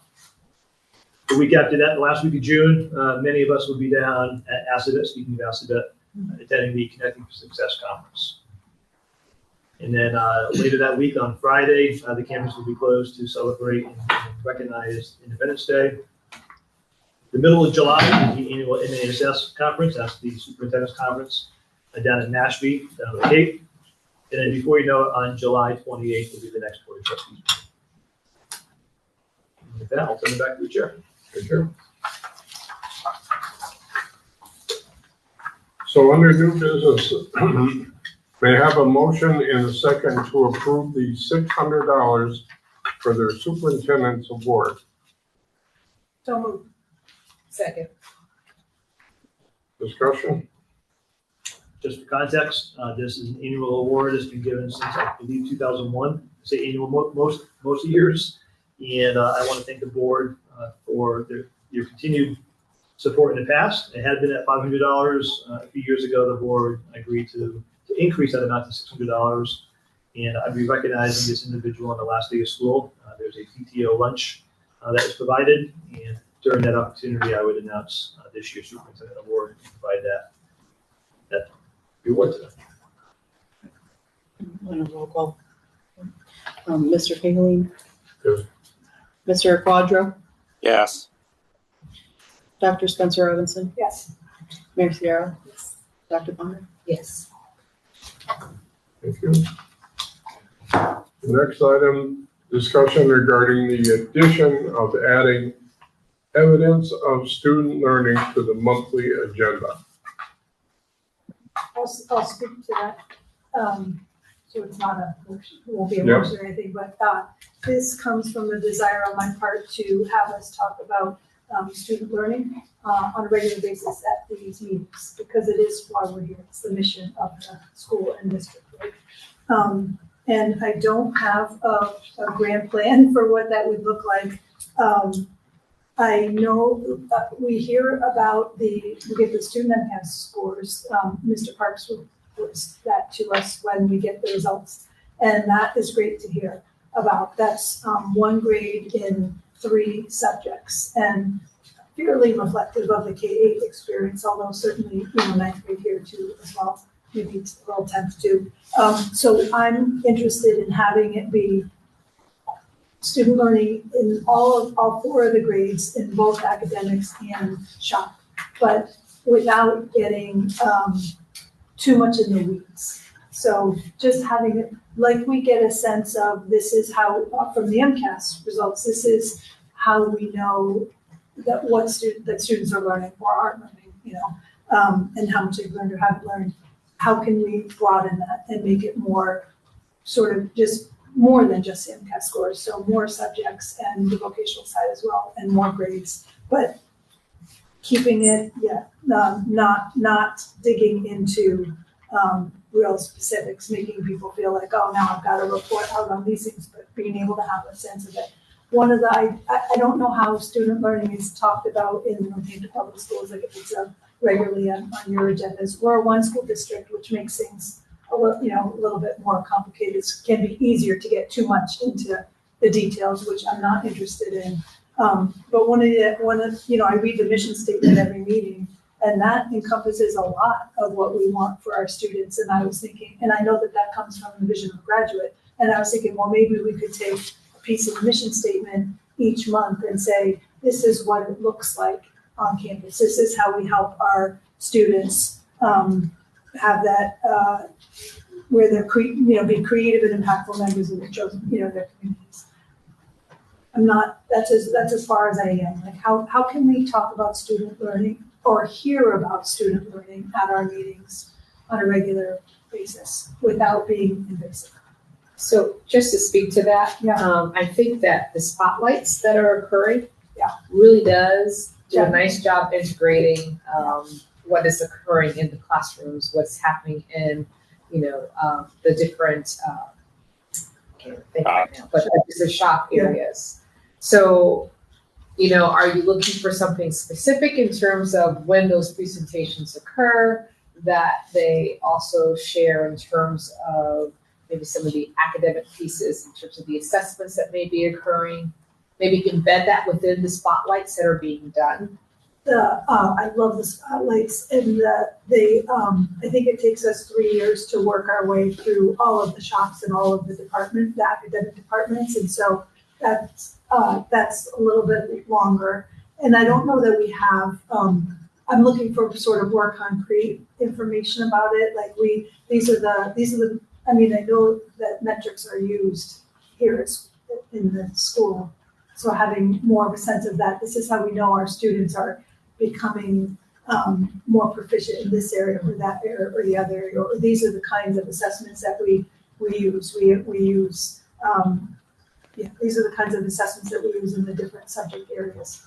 I guess sort of more, if all, I would like us to have more to go on than MCAS scores in terms of this is how we know students are getting a really great education here at Smith Oak. And I don't know how I would, if someone said, well, what would, how to prove it, what is the education like for students at Smith Oak? I wouldn't be able to say, well, we have, this many students doing this and this many students doing that.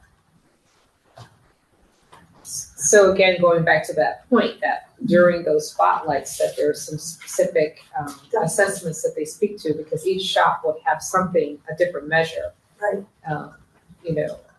That could show the growth or the progress that students are making towards meeting the mission and vision of Smith. Right. So, I know this would be, I could probably share a little bit more, because I think there was one piece that we just had where the spotlight, they shared about the advanced placement assessments and so on.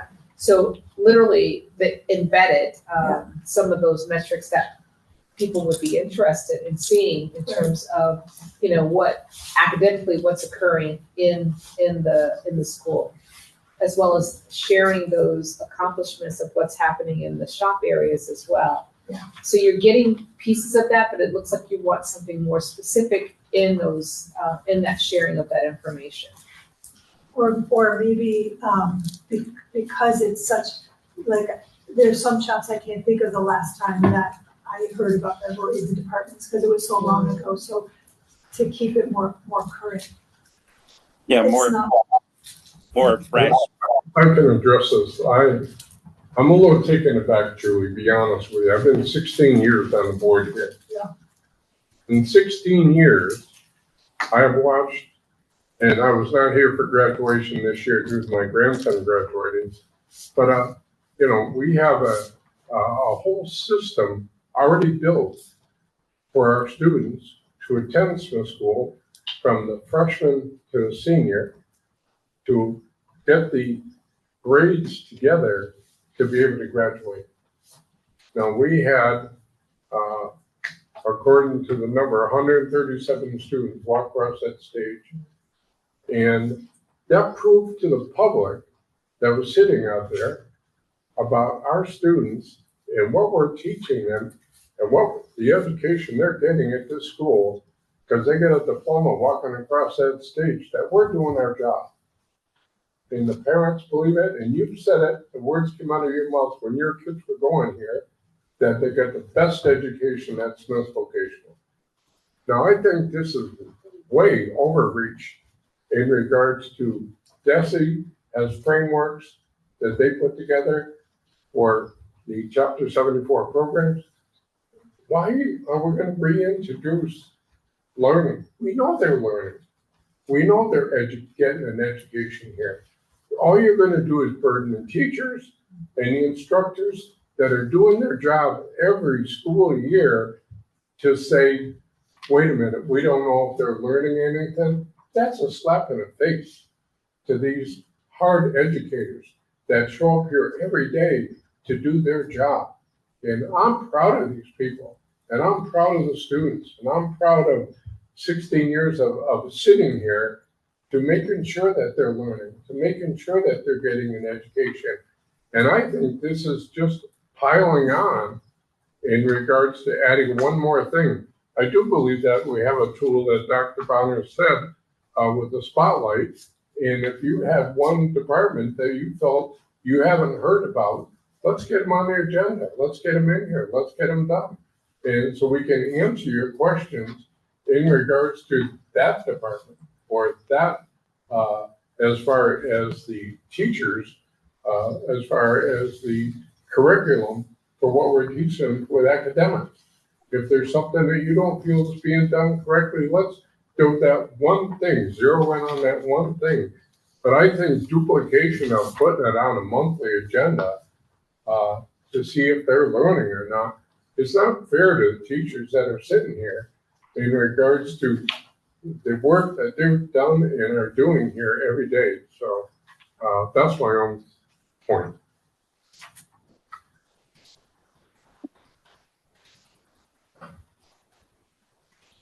May I?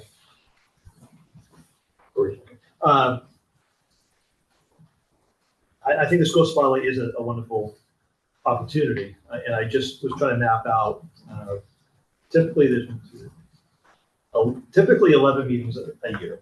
Okay, September through June. We typically have a July meeting. Depends on the year. With August, I think August might be turning into a board retreat, which is a great opportunity. I will admit, though, that out of the 9 to 10 school spotlights, several of them a year are non-academic or shop-specific highlights. We've had opportunities to showcase adult ed, athletics. This month was supposed to be FFA and skills, which is student-centered, but not really the program-centered. One idea might be that we look at the school spotlight and maximize the school spotlight for academics and the vocational programs. During the admin retreat every summer, we actually map out all the board meetings and we try to identify the academics and the vocational programs. We try to alternate. If you've noticed, one month is an academic, the following month is a shop. We try to do that.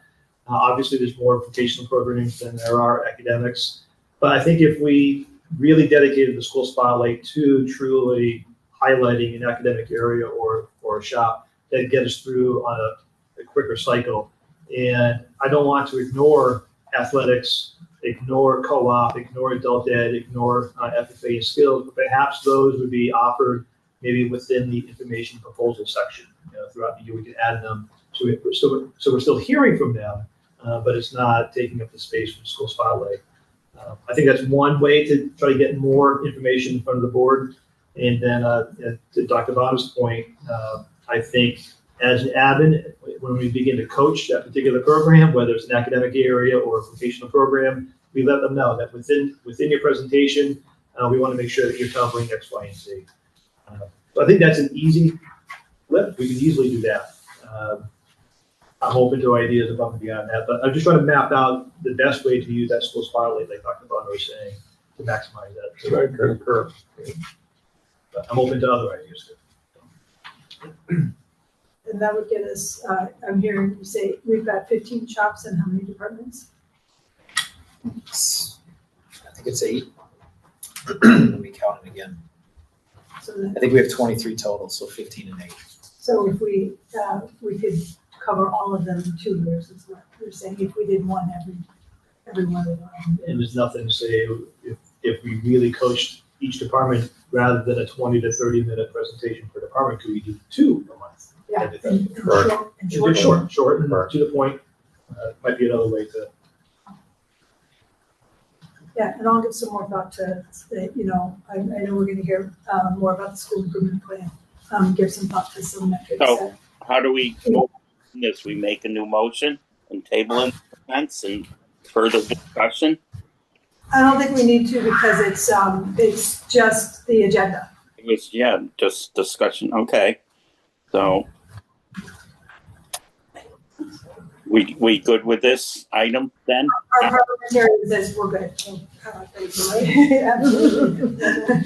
I would just, my only request to advocate for the teachers. September is difficult for the teachers to have a presentation. Right? They just got back to school.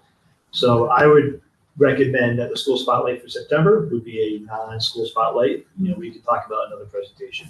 But October through June, we could definitely have the highlights.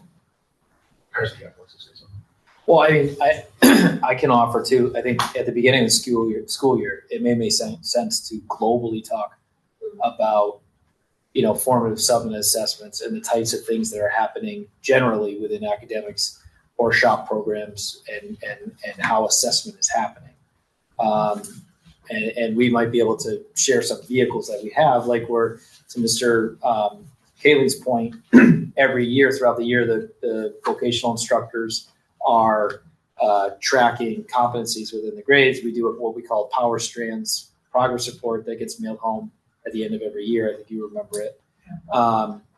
So those are being produced now. So those get mailed home in addition to the report cards. So they may be getting a grade for shop, their shop classes that you see like a traditional letter grade, but then the families and the students are getting that progress report to talk about growth and the progress that they've made. So, I mean, that September would be an opportunity for us to globally set the stage, I think, for the board on what types of things are happening, where they're happening, and then how are those things being tracked. And then, that way you'll have that information and knowledge around, well, what is happening, not necessarily drilling into a specific department where there may be only 2 teachers, or you might be able to easily identify the students, and we wouldn't want to get into that, but globally speaking.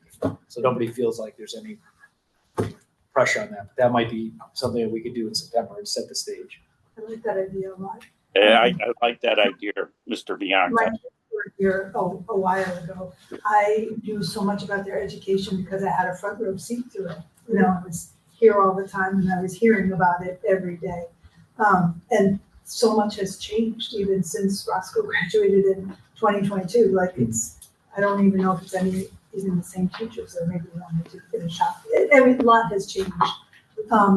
And my intent is the opposite of what Mr. Kaelin said, not to slap the educators in the face, but actually to elevate the excellent work that I hope is being done here and the attention and care that is paid to the education of our students in both academics and shops.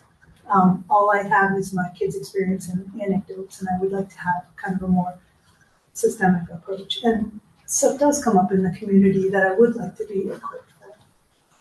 I'm glad you spoke for yourself, because I didn't want to speak for you, but I certainly didn't view your suggestion as disrespectful. And I would hope that we could have conversations about ideas without describing motive in that way. Hi, can you hear me, everybody? Mr. Quadro. Mr. Bianca, I love your idea of that global presentation, maybe the meeting in September. I do have a question Andy mentioned, and let's not forget all these other programs. Exactly. You mentioned adult learning. What is the time frame of adult learning? When does that run? Just the school year? Does it run through the summer at all? Typically the school year, they usually have a fall semester and a spring semester. Okay. But this is the first year that we are going to be running a summer electrical program. What's that, Joe? This is the first year we're going to be running a summer electrical program. So, Lorena wrote a grant with Chris Kelly out of electrical that it's the same grant that we do culinary in. We're just expanding into a different program. Nice. So to get the amount of hours, it's going to run during the day as an accelerated level 1 program. And so what will that get? Licensing? Yeah. License? Journeyman license? It'll get them their level 1. So instead of having to do level 1, part 1, and level 1, part 2 in a year, they're actually going to accelerate it over the summer. Oh, wow. Excellent. Okay, thank you.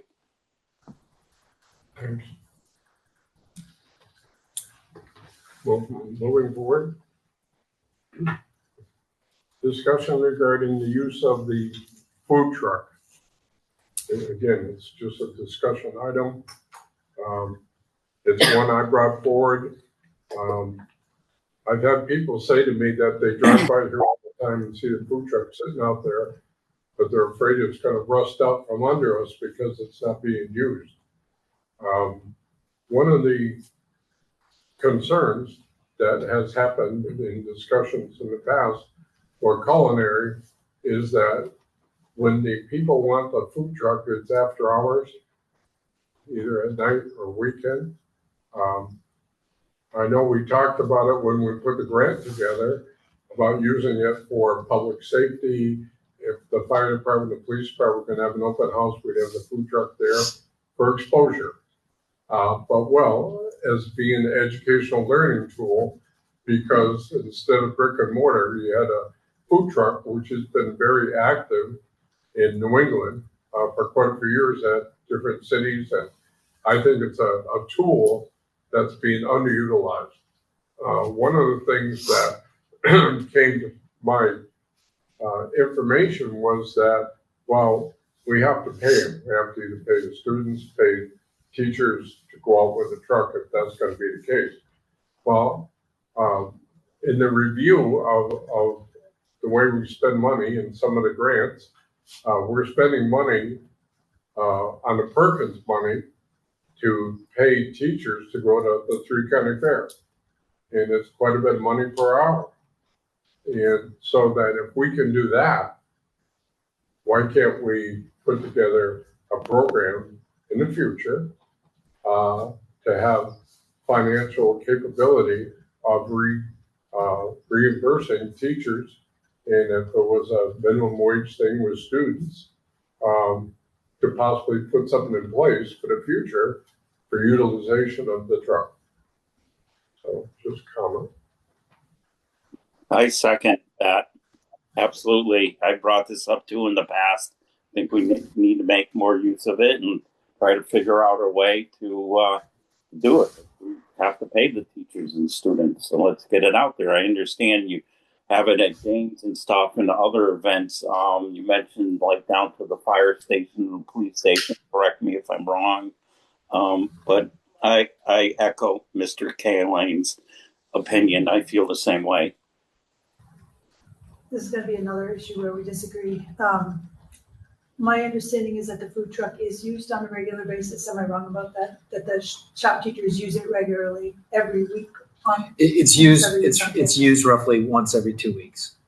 Yeah, the restaurant's open generally 2 to 3 days per week, depending on the week or the time of year.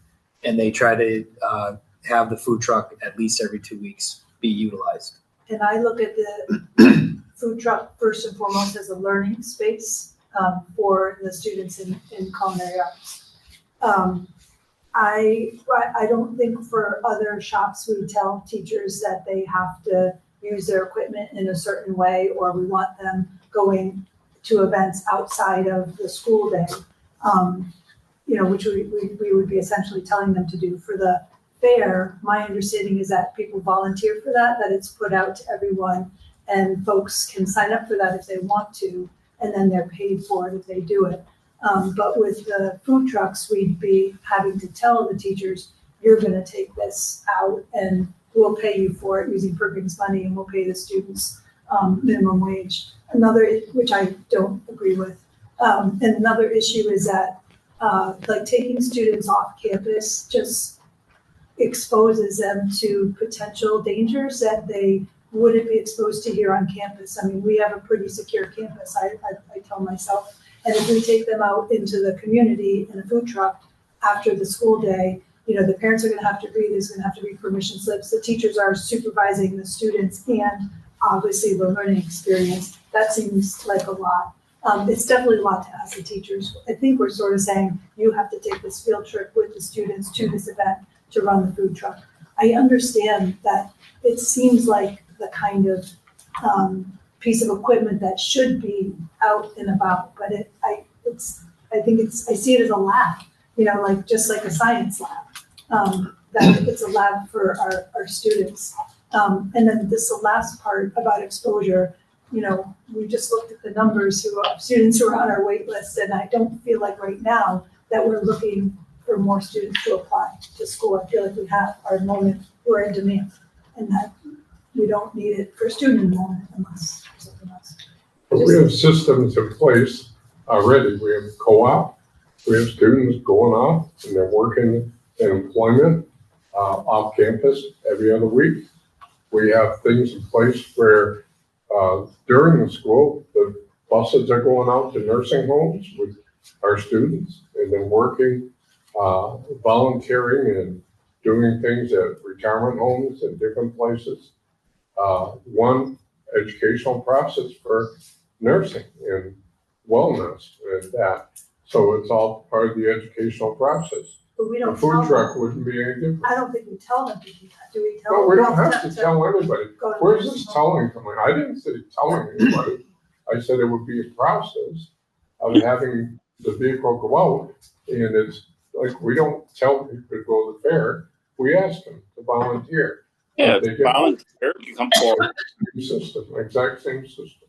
Just a suggestion. Well, the little difference here is, excuse me, Julie's point, and correct me if I'm wrong, that you'd be putting the burden on culinary because it's theirs. But there are also, what is there, junior SVAHS? Isn't other people involved besides culinary for the junior SVAHS? Junior SVAHS aren't necessarily culinary students. I think understand the issues, but like Mr. Kaling just said, we already have stuff in place. Yes, this is a little different. I think it's worth pursuing and trying to figure out. That's my opinion. So I concur. I think that I think there's twofold or two different ways that we can utilize the truck, and I think it should just be fleshed out and maybe bring it to your staff to talk about what are some options.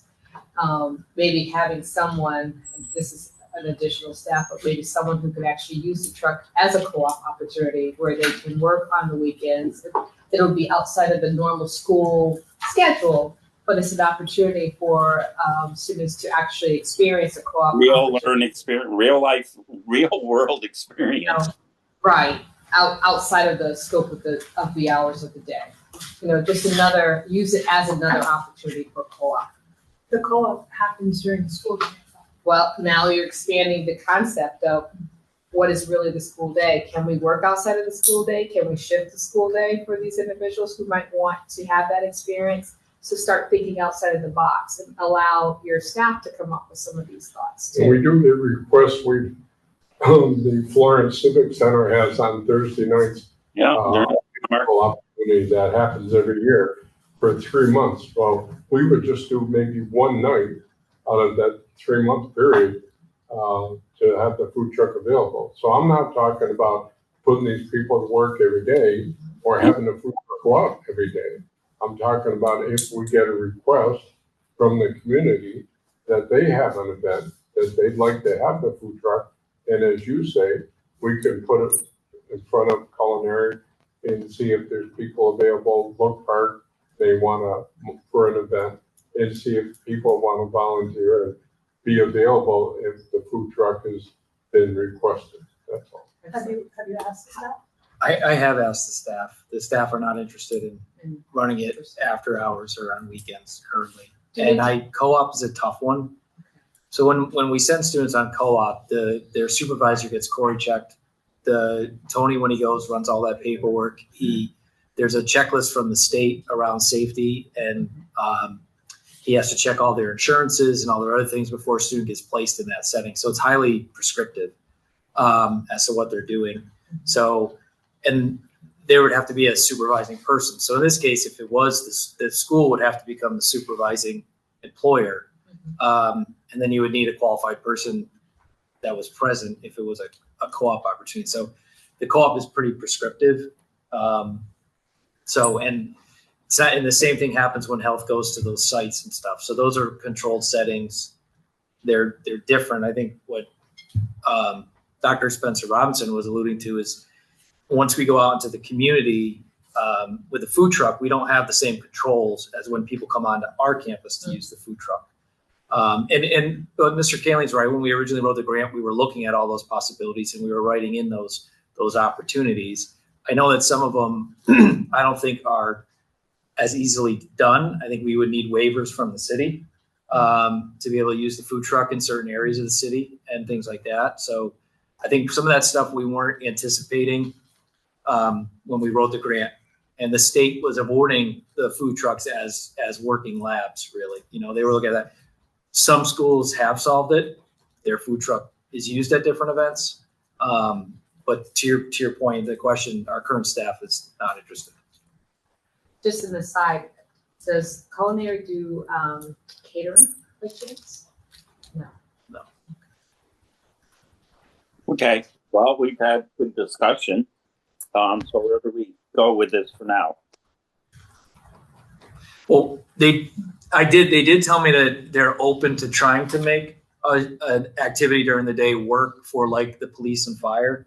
So some sort of outreach.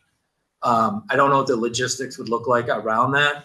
The food truck only seats 2 people safely. So then you have another, there's, you know, the logistics that they shared with me.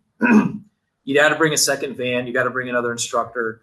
There's only so much storage within it. So when they use it here on campus, they're using it as an extension of the restaurant. So they're able to use all the students on the back end who are practicing, you know, preparing the different types of foods, using the fridge, the freezer, all the other elements. So as that food truck is active outside, it's actually being supported on the back end because, you know, running a food truck it's a lot different experience. So it's about the students seeing that as an opportunity, because food truck is an entrepreneurship opportunity when you graduate, where, you know, owning a brick and mortar restaurant is not as likely. And around the students knowing if that's something they really want to pursue before they take on debt. So there's a lot of things that the instructors explained to me that are happening behind the scenes that are supporting that food truck when we see it outside. Same with when it's here on campus and active at the athletic events.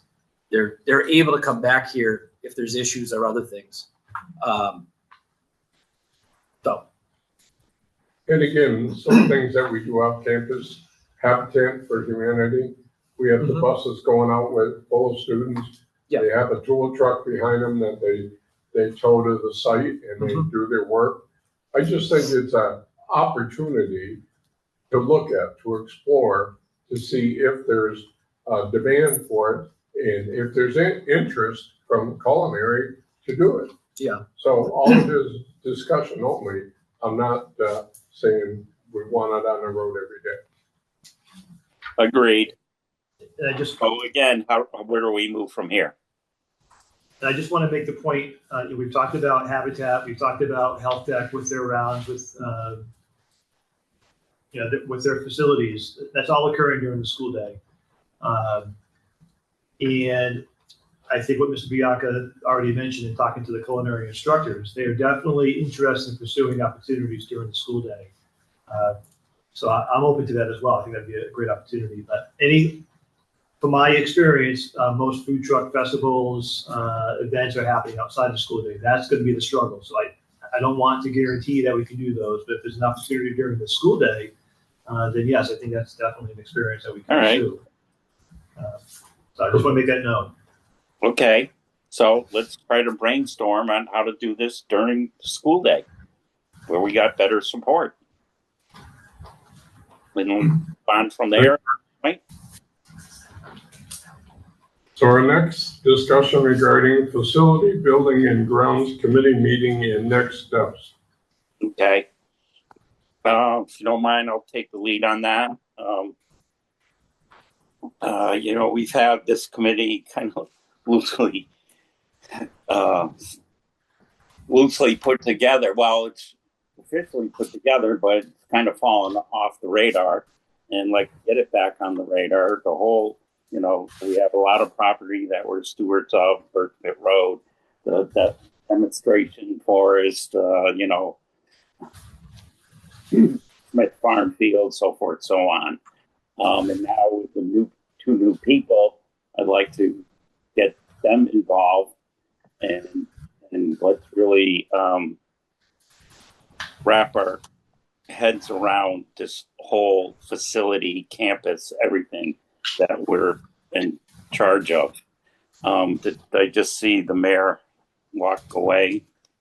Because I was going to put her on the spot. I can't hear him, which is not why I walked away. No, We're- what? We're having trouble hearing you. You're not very loud. Okay, I'm sorry. Hold on. So right now, currently, I'm on the committee with Andy and Tim. I don't know if anybody else was. Mr. Kaling, were you part of that or not, to be honest with you? Can you repeat that? I couldn't hear. Are you part of the facilities, currently part of the facilities committee? Are you part of the? Are you on the facilities subcommittee with Mr. Aquato? I don't believe so. I didn't think so either. So being that our property buildings essentially are under the jurisdiction of the city of Northampton, I'd like to reach out to Mayor Sierra to be part of this committee because it affects the city. So I'd like to get it more formalized, like we have the policy committee, subcommittee, the strategic planning subcommittee, blah, blah, blah. So that's what I'm suggesting. And now, as I already mentioned, now with the new people coming on board, getting them engaged and making this more of a formal subcommittee. So Rick, you're saying you want the facility, building and grounds subcommittee meeting more regularly, and you'd like the mayor to serve on it with you? Yes, perfect summarization, Julie. Thank you. Well, So I will say, I'm not sure that I can commit to serving on it myself, but I could look at having a representative Oh, sure. from the city who That, to serve. is that acceptable? Depending on I don't know when are these during the day? it's up to Rick. Oh, okay. Yeah, well, we will make it as convenient as possible. Maybe we have to meet via Zoom. We've made other things work. Julie, Andy, and I meet fairly regularly on the subcommittees we're working on, and right now my schedule is pretty open. Not sure, to be honest with you, what's happening with the job at UMass Amherst. The state can't seem to decide what direction they want to go on. I could go back to work after 4th of July weekend and things will be flying, or it may disappear, and then I'll have lots of time. But we won't really be doing anything until September. So I would like to start setting a schedule and invite the new members to the Smith vocational team, the farm and facility directors, and me, Andy, is a representative of the city. Okay, I have no issue with it. So Rick, are you okay reaching out to the mayor to see who she would like to appoint to that committee? And Dr. Moker to coordinate scheduling of a first meeting? And could you just include like who's represented on this committee, sort of the mission or the the goal of the committee? Okay, no problem. I'll put an email together. And did you want to fold the Smith Farm Fields into that also, possibly having someone report to that committee? Yeah. Be in touch with that committee on kind of a regular basis? Yes, absolutely. So our committee would, get formalized and reach out to the users of the Smith Farm Fields, and hopefully they'll present a representative to represent them, or maybe even a couple people. I don't know. It's something we need to resolve, in my opinion. Yeah. Speaking of the Smith Farm Fields, I would agree. I think that can definitely have a representative from the various groups that use that property partake in the facility subcommittee, maybe as an as-needed basis.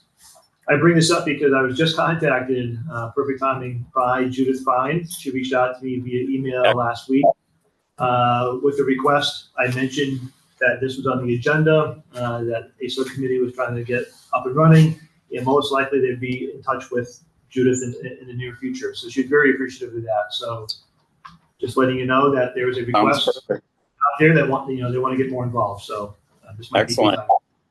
Okay. So I guess I've got some homework to do, and I'll start generating some dialogue, and we'll figure it out. We'll go from there. Thank you. Thank you. So discussion regarding bronze plaque for new horticultural building. Thank you. So this topic came up several months ago. Mr. Quadro asked about the status of a bronze plaque for the new horticulture building. I went back and there was no bronze plaque included in the original bid specs. So there was no bronze plaque ordered or installed in the new building. So when we talk about the bronze plaque, it's typically some type of plaque upon the main entry of the building that highlights typically the year that it opened. And then depending on what the school committee or board wants to include as far as who on that bronze plaque, those individuals are listed on it. So I took a little field trip around the campus. I took some photos of existing plaques within some of our buildings, specifically here in A building and in C building. And I want to thank Ms. Pepin for doing some, getting some quotes. And in your package, there's a sub packet. I just want to kind of walk through this and explain why I want to come to the board for some direction. So hopefully everybody found it. So Ms. Pepin reached out to Din Brothers, and you see two quotes. One is for a 20 by 24 inch bronze plaque. Now, for comparison, the bronze plaque in A building, when you first walk in, it's on that main pillar there in the main lobby. That actually measures 22 by 33. So it's a larger plaque. So the 20 by 24 would be the most comparable.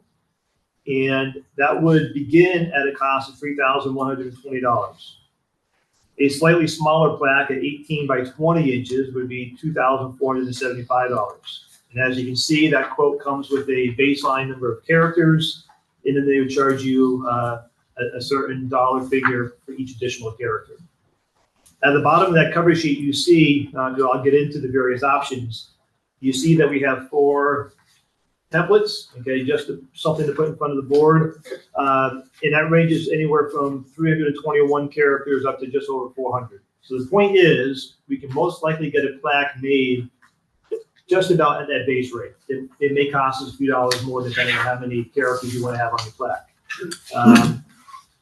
I would recommend, if you want to have something comparable to A building, you're looking at that first quote, which is just over $3,000.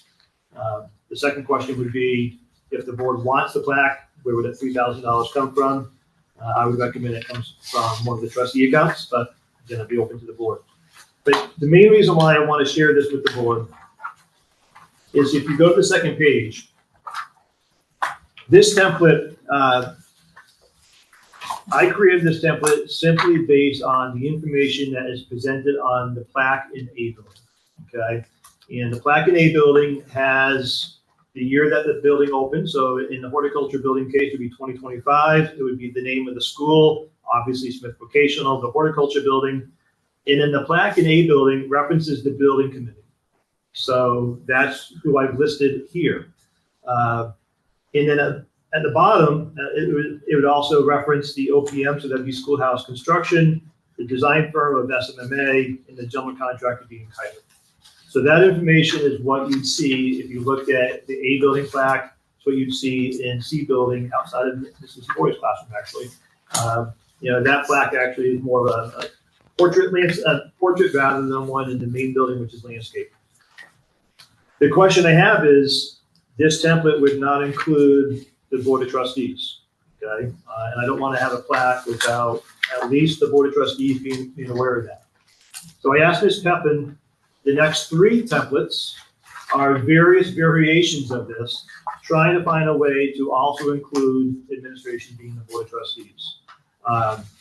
So I turn it to the board, for discussion, for input. First of all, do you want a plaque mounted in the new horticulture building? If so, how big of a plaque? Do you want the larger plaque or a smaller plaque? And lastly, probably most importantly, what information do you want on the plaque? So we try to share some options, and I'll follow your lead and your direction as far as what you specifically want on this plaque. First of all, I think there should be a plaque That's part of history. It's a recognition for the work that the people did on that building. And I think the people that get recognized properly that didn't, from people in the community that may not ever realize that they were participated, so they get the proper notice on that. Second of all, just point of information, with the vendors that are involved, be interested in co-sharing expense. Great extra, Mr. Elaine. Thank you. I don't have that information of what you just shared, Andy.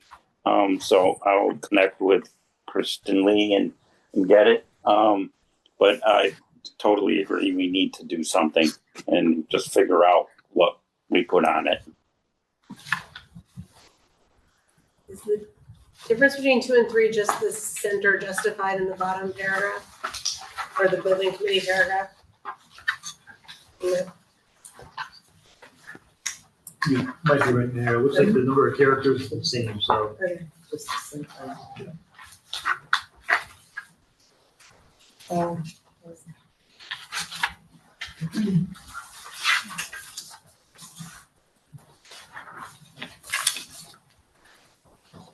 I don't feel strongly about either version. I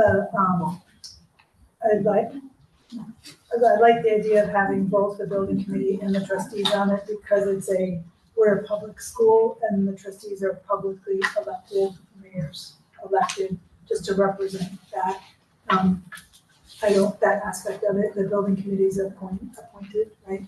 But I don't feel strongly. Honor, in the entry to the Northampton High School auditorium, I think there's 3 bronze plaques from when the building was originally built.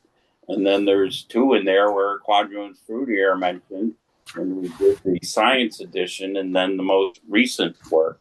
And I think they're pretty large plaques and they are all encompassing. They pretty much have all the information, the building committee, the board, the school committee, I believe, city, so forth and so on. I think it needs to be very encompassing. I don't, personally, in my opinion, I don't see. I'm just noticing that Dr. support on the building committee, but they were on the building committee. So depending on which template, we're referenced either as administration or the building committee. So we're going to show it twice. Okay. So trying to save some money. I see. And are we sure these character counts are right?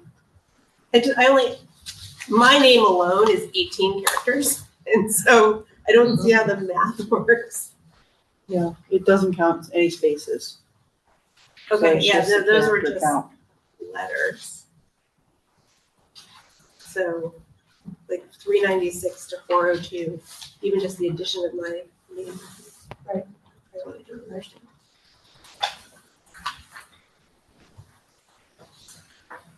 So I'm hearing the plaque. I'm hearing we'd like to try to include both the building committee and the board of trustees. Yes. And the OPM, the design firm and the general contractor. Correct. Yeah, design firm, the builder, the OPM. Rick, do you care there's some, Kristen Lee he sent those, does he have an e-copy of it? I'm sharing. Oh, awesome, okay. So Rick, one version, like the difference between, with all of everybody on it, either the building committee is like front and center and the administration is down below. And then the other one, the administration is front and center and the building committee is down below, right? Those are the 2 differences. Do you have a preference for either one of those? I don't think I really have a preference, just as long as everybody's recognized. That's what's important to me. It's that we celebrate brand new building. And, a lot of these types of buildings have, like Andy already mentioned, you walk in and there's a plaque. And there is one at A building. And there's also one over at, what was it, Andy? C building by the hospital? Yes. I did not find one in B building. Yeah, I did not find one in D building. Right. I guess towards having the administration in the center only because it includes the titles, like it excludes the description of their roles. We can work with that one as a base. And in regards to how it would be paid for, I would fully support it come out of a trustee account. And Mr.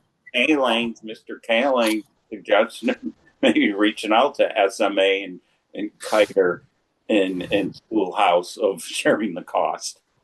Their names are very small. Oh, very small contribution. Okay. Do you feel that you have enough? I have a direction, so I thank you. Thank you. All right, next item on the agenda, may I have a motion and a second to approve the sick bank policy. We're not going to. That's been tabled. Not We're not ready, ready for that or the next one. okay, Maybe by the next meeting. so we'll table that, Not table, but just postpone. okay. The next one is the elimination of the hardship leave. Pass over that. That's the same. Pass over. That's all tabled. That's a combination. By that. So how about the 26 through 29 school improvement plan? The faculty meeting first. The faculty meeting first. I missed that. The faculty. Okay. So the next item, changes to the faculty manual. May I have a motion and a second to approve? So moved. Second. Discussion? If not, Wait, hang on. Yeah, are we gonna have an explanation? all in favor? Wait, hold on. Nope. Joe, Mr. Bianca, anything that you wanna, can you walk us through it? Yeah, so, excuse me, I held a faculty input session on the 26th, and I asked for any impact or any input to be given to me. I did not receive any. So the existing manual, there was no feedback on that, but we did do a lot of work the previous year with the union and myself, fixing some different discrepancies and things like that. So I feel pretty confident that it was in a really good spot. So just going to update the calendar dates and references to personnel like newly hired individuals, update the page numbers. Number 3, I think, is one that we kind of looked at. There is already existing some grading guidelines and use of gradebook, as well as the frequency that we want to have staff make sure that they update their electronic gradebook. So we had a couple circumstances that led us to delve in a little bit deeper into some of the grade books and some of the practices, and we just want to make sure that there's uniformity across the campus. So really what we want to do is clarify the expectations to make sure that all the different staff and departments understand that, and then improve consistency within and across departments. So page 34, is that all of Appendix A? Page 34 will get, Appendix A will get inserted into at page 34 of the existing handbook. So pages 2 and 3 here. Correct. Okay. So all of this is new to the faculty manual. Some of it's new. What would be considered new is what are we looking at as minimum requirements under academics, under shop related, under shops. And really what we're doing is we're trying to clarify, like there were statements in the faculty manual referencing that there should be X number of assignments in order to understand, to be able to gain what am I trying to say? To be able to express the understanding gained by students. Somewhat similar, honestly, to the question that you raised earlier in this meeting. So, but what we're looking for is uniformity of how that looks. Making consistency also. Yes. Yeah. Yep. So that's where we looked at what are we seeing, what do we already have in there? Where are people expressing to myself, to Mike, to Melanie, or to their department heads that they're a little unsure what the expectation is. So what we really did is we worked to clarify that. So we held a series of meetings. Mike met with department heads, met with some individual teachers. We had one of the department head meetings. We split up the academics and the vocational. We went through an exercise where they started identifying ways that they're all assessing. And we wanted to then capture where are we doing it on the academic side, where are they all similar, on the voc side, where are they all similar, and where do we want to see some things changed or some things really just codified. So that's what this change represents. So that when faculty go into the faculty manual and they say, what's the minimum expectations that's on me when it comes to assignments, into grading those assignments and then the timeline of having them in, that's what this is meant to do. So these will be in effect as of next school year. Correct. And the faculty saw all of these new minimums and they're all okay. You didn't hear, they had a chance to give you. Yeah, I did a presentation at the faculty meeting and I asked for any feedback and to be given myself, to Mike, or to Melanie, or up through their department heads. There was some clarifying questions, some things. I think a big part of it was trying to get the majority of the staff to understand you're already doing this. Yeah. And here's just how we're putting in categories. Yeah. And when I go and you explain your grade book to us, we know that that's already being done and different ways of doing it. The biggest adjustment, and this is a philosophical one, if you go to page 3, two things that we're asking the vocational programs to do. One is to put in a weekly reflection. We want some sort of journaling or self-evaluation for students to be embedded weekly, with them identifying maybe short-term goals and mid-range goals of what am I going to do next time I'm in shop. So it's starting to reflect on what did I do this week, what do I want to do better next week, and encouraging the CTE instructors to take on a conferencing model where they can mentor and talk with the students so that we're really sparking kind of that self-motivation of improvement within the shop, as opposed to the teacher constantly saying, this is where I need you to go, this is what I need you to do. So that's a big change. The other one is we're recommending the use of daily timesheets, particularly as the students go from 10th grade into 11th grade to get them ready for co-op. Because with the timesheets, they're going to start tracking themselves. They're going to start linking it to competencies on their own. So when they're on co-op, that's the kind of paperwork that we're getting back from the students and the employers. So we're not requiring it as of right now, but we're recommending the use of starting to implement that. I would love to see an example of that. I'd love to see that, the timesheet, because I can't picture what that looks like. And it sounds, Sure. It sounds very cool. Yeah, my attention went right to the weekly journal focused on self-evaluation areas for improvement. That's exactly what I was, that was a great example of the kind of thing that I would love to hear about at our board meeting. Because I would love to hear the teachers talk about what they learned from the students' reflections, because I think that would be really interesting. Like, that is something that we wouldn't know about, and we're not going to see an MCAT score, but that is very cool. And I have two quick things to say related to these. One, will the shop teachers be given prompts that they can use with the students? Because I'm thinking, like, students can run out of ideas pretty quickly, and it can just be the same thing again and again. But if there are like prompts, very moving to it, that would be awesome. Yeah. So one thing that we did do is we gave all the at that faculty meeting, we gave all the vocational teachers a rubric example of how they could be grading that kind of journaling, so that they didn't have to try to think, well, how do I picture this? And I'm going to be working with Leslie Scans Hodgson on a prompt bank that she volunteered to create, and then that'll get vetted, and then that'll be put so that all the teachers can begin pulling from that. Because at the end of the day, I mean, we're not looking to stress the teachers out. We're looking to give them the tools to do something that we think is beneficial to the students and also to the educators. Yeah, I mean, that becomes, when you look back at the front page, you put in a weekly journaling, and that becomes your minimum formative assessment. Yeah. So there's a lot of potential overlap. And some writing too. I'm assuming the parents have access to student grade books or teachers' grade books to track their student grades. And so having the consistency and the a little bit more, I mean, I don't want to use the word uniformity, but having similarities, I guess, across, that's going to be so beneficial to families.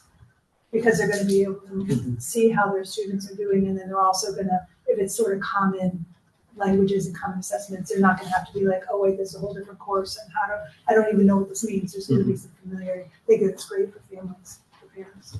Yeah, and I want to give Mike Parks a lot of credit because he really kind of led the charge early on with this, and then collaboratively we were able to really put something together that will be campus-wide. So And appreciate that. accepted by the faculty, which is awesome. Currently, it is. Yes. And then the second part to that, again, this one is completely Mike Parks and our EL teacher. So this came out of our coordinator review for ELE. So this is directly from DESE around the requirements of what we have to produce, and I'll defer to Mike if he wants to comment about either of those parts of that. That's the translation and the interpretation. Anything to add, Mike? No, during the review process with DESE, we had to kind of revise and update our translation of policy to align with state guidelines. So Catherine Dunn, who's our EL teacher, was instrumental in kind of developing that. And then we worked with our liaison from DESE. And after a few revisions back and forth, that was what was approved and satisfactory to meet the DESE guidelines. And I think that our requirements and what we can handle here at Smith. And these are two things that we were already doing. We were already offering translation and we were already offering interpretation. It was getting the language and the process in line with those guidelines. And then now we have to publish it. How happy are folks with the translation tools? I think for the most part, they're pretty happy. I mean, yeah. I think there's certain things that are pretty user friendly. I mean, Word has an automatic translation built into it. We do have copy machines that are able to do it. That's can be a little sticky, but I think overall they're good. They're pretty good. So, just a minor edit for on page 4 under Appendix B, your third paragraph, just the tense of encourage.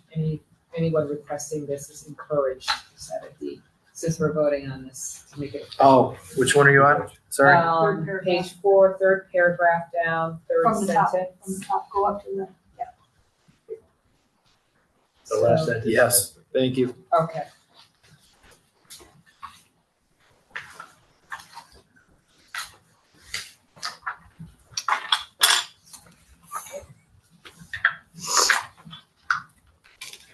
We're going to do a roll call vote too. Mr. Kaling? Yes. Mr. Quadro? Yes. Dr. Spencer Robinson? yes. Mayor Sierra? Yes. Dr. Baumann? Yes. Thank you.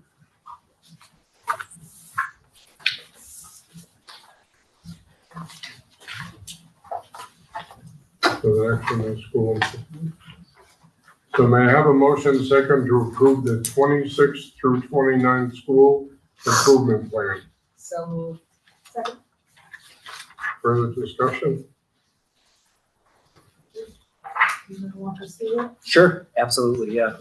One of the first things you'll notice on this, well, before I do that, I just want to thank the committee. So if members of the committee we had 3 student members, Lauren Brooks, Thomas Cable, Kate Wolcott.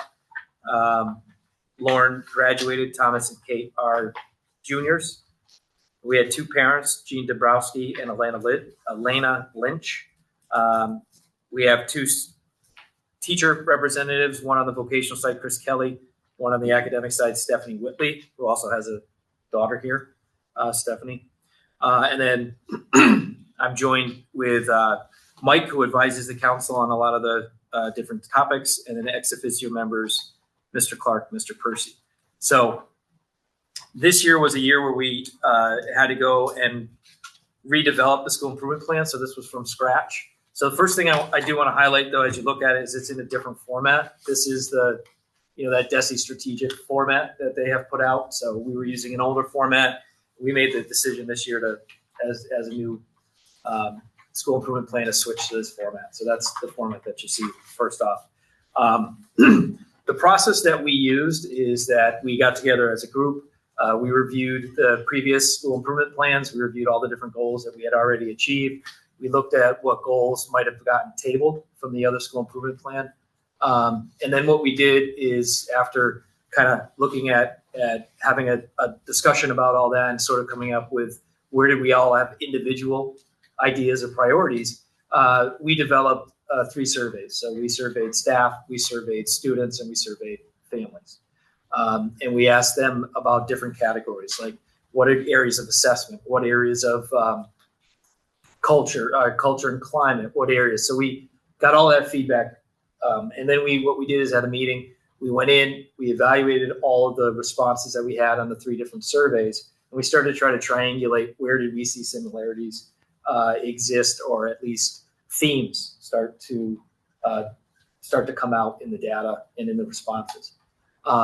So based on using that and developing those themes, that's how we came up with the categories that you see as part of the strategic objectives and initiatives. So the way that this format goes is, we have the mission, we have the vision of a grad. This is a live link, so it'll bring people, once this is up on our website, it'll bring you to the vision of the graduate. You'll see the core values that we have in our different manuals. And then what you'll see is a theory of action. So this is a new section here where it's kind of a if-then statements. If we do this, then this is accomplished. And it's trying to talk about what's the underlying theory, reasons, rationale of why we want to do what we're going to do. Ultimately, what are we hoping as an outcome? So what we did is we came up with these 4 objectives. Objective number. How are Yes. they related to the mission and vision? I might have missed that. Sure. So if you look at Like in your process, how were they connected? yeah, so if you look at the objectives, Yeah. you'll see that we're talking about, so if we take objective 1, right? Increase collaboration between academic, career, technical programs.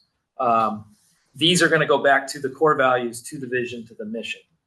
All right, what is that going to be accomplishing? So if you read, So you're kind of like working with everything and finding. Working with everything. It's not that- And the mission. yeah, it's not that this one thing is just going to go back to the vision of the graduate. Yeah. It's going to, yeah, we're looking at it collectively. So as you read that, it says that by doing this, intentionally working together, staff can encourage non-traditional career paths, actively ensure the classroom shops respect diversity and multicultural community by recognizing the inherent worth and dignity. So as you read that, you'll see that it definitely ties back into our values, our vision of a graduate, our missions, of what we hope to accomplish. So objective 1 is to increase collaboration. This is built off of an earlier goal that we had about 10 years ago, where we did a bunch of crossover activities. So the payoffs and benefit that we got from staff was that it increased collegiality across the campus. We began to embed different things. We actually created crossover units and lessons, so both within vocational and vocational programs, and then with academic, and then academic and vocational. We had a lot of opportunities where people were going around and they were observing each other, and we want to rekindle that. You know what I mean? It's been about 10 years now. We have a lot of turnover of staff. We felt it was a worthwhile goal to go back and sort of bring back into the rotation here. But what we're going to do is, the goal is to expand that. And part of the goal is to combine some different ideas that we had. So during COVID, I had developed a faculty classroom on Google Classroom, but it's fallen out of use. So some of the things is, how can that become a resource where people can put in information that anybody can go and pull, almost like a free digital library of information. So as you look at this, you'll see that one of the things on the next page, just the way that it works, under the objective 1, organize, create an electronic library of planning resources that may include. So things like that. Some of it we're already working on. Mike's been working with different PLCs this year around creating opportunities to support. So even though we haven't voted on this plan yet, staff have already been working towards some of these objectives, because these objectives came from them.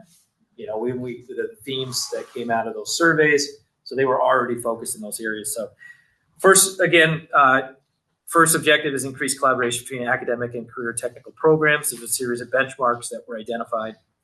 The second objective is create a data team to investigate and report on school-wide data points to identify areas for improvement and facilitate collaborative solutions. The data team also sort of fell off the table here, so we want to rekindle that. Objective 3, improve student engagement and collaboration within the classroom, shop, and at school events. And Objective 4, investigate delivery methods and create a freshman and new student workshop that prepares students to utilize Google Classroom and Google Suite tools, which is our primary digital support that we have is using the Google Suite. So we sort of assume that students are coming in from all of our different sending districts with a baseline knowledge, and we shouldn't. What we're hearing from teachers is that the students aren't coming in with the same baseline knowledge. So because of that, some students who have familiarity with the whole entire Google Suite are going to be able to make progress faster. They're going to understand how it works. They're not as intimidated to go in and utilize it. And then there's another group of students who haven't had that connection with it. So those are the 4 objectives that we developed at the school council level, along with the benchmarks. And then on the fantastic. I mean, they're really clear, and they seem, reading through it earlier, they seem to be in very doable chunks. Yeah, that was definitely a goal of ours. And it's not vague language, like, oh, it'll be, just kind of loose and okay, it's very clear, specific and do. And then the last page is just something that information that we like to include. I think a lot of times we go in this cycle of unintentionally trying things that didn't work or trying to do new things. Part of this plan is intentionally going back and revisiting the collaboration between departments and between teachers. But I like to hold this up because we got to see where we've come. We got to see the different goals that we had and what we have accomplished. So that goes all the way back to 2015, and that just becomes a rolling part of our school improvement plan format. So you're a person who just kind of oozes confidence and competence and expertise, and this is a field where there's a lot of technical kinds of jargon, and language. How did you had some lay people here, students and parents? What were some strategies you used to make the discussions inclusive? Because you have them on that council because you want them involved. You want to hear from them. So how did you make that happen? As I'm thinking, going through all of this, because there's a lot of pieces here, and I don't think it all came out of your head. So what were your strategies for that? Well, the biggest thing is we, depending on what the topic is, we want to use data. We over-explain a lot. We try to answer a ton of questions. We usually go around and everyone has multiple opportunities in the meeting to ask questions or express. So it's not like we're not just waiting and whoever raises their hand, whoever talks the loudest gets the microphone.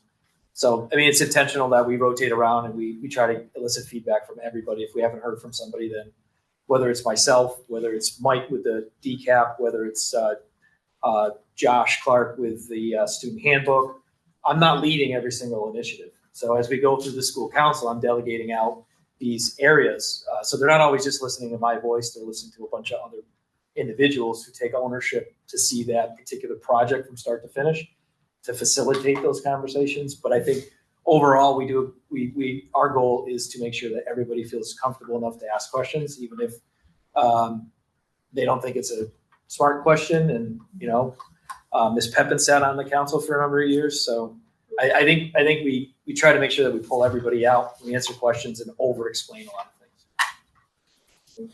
Yeah. Roll call. Mr. Kinley, Yeah.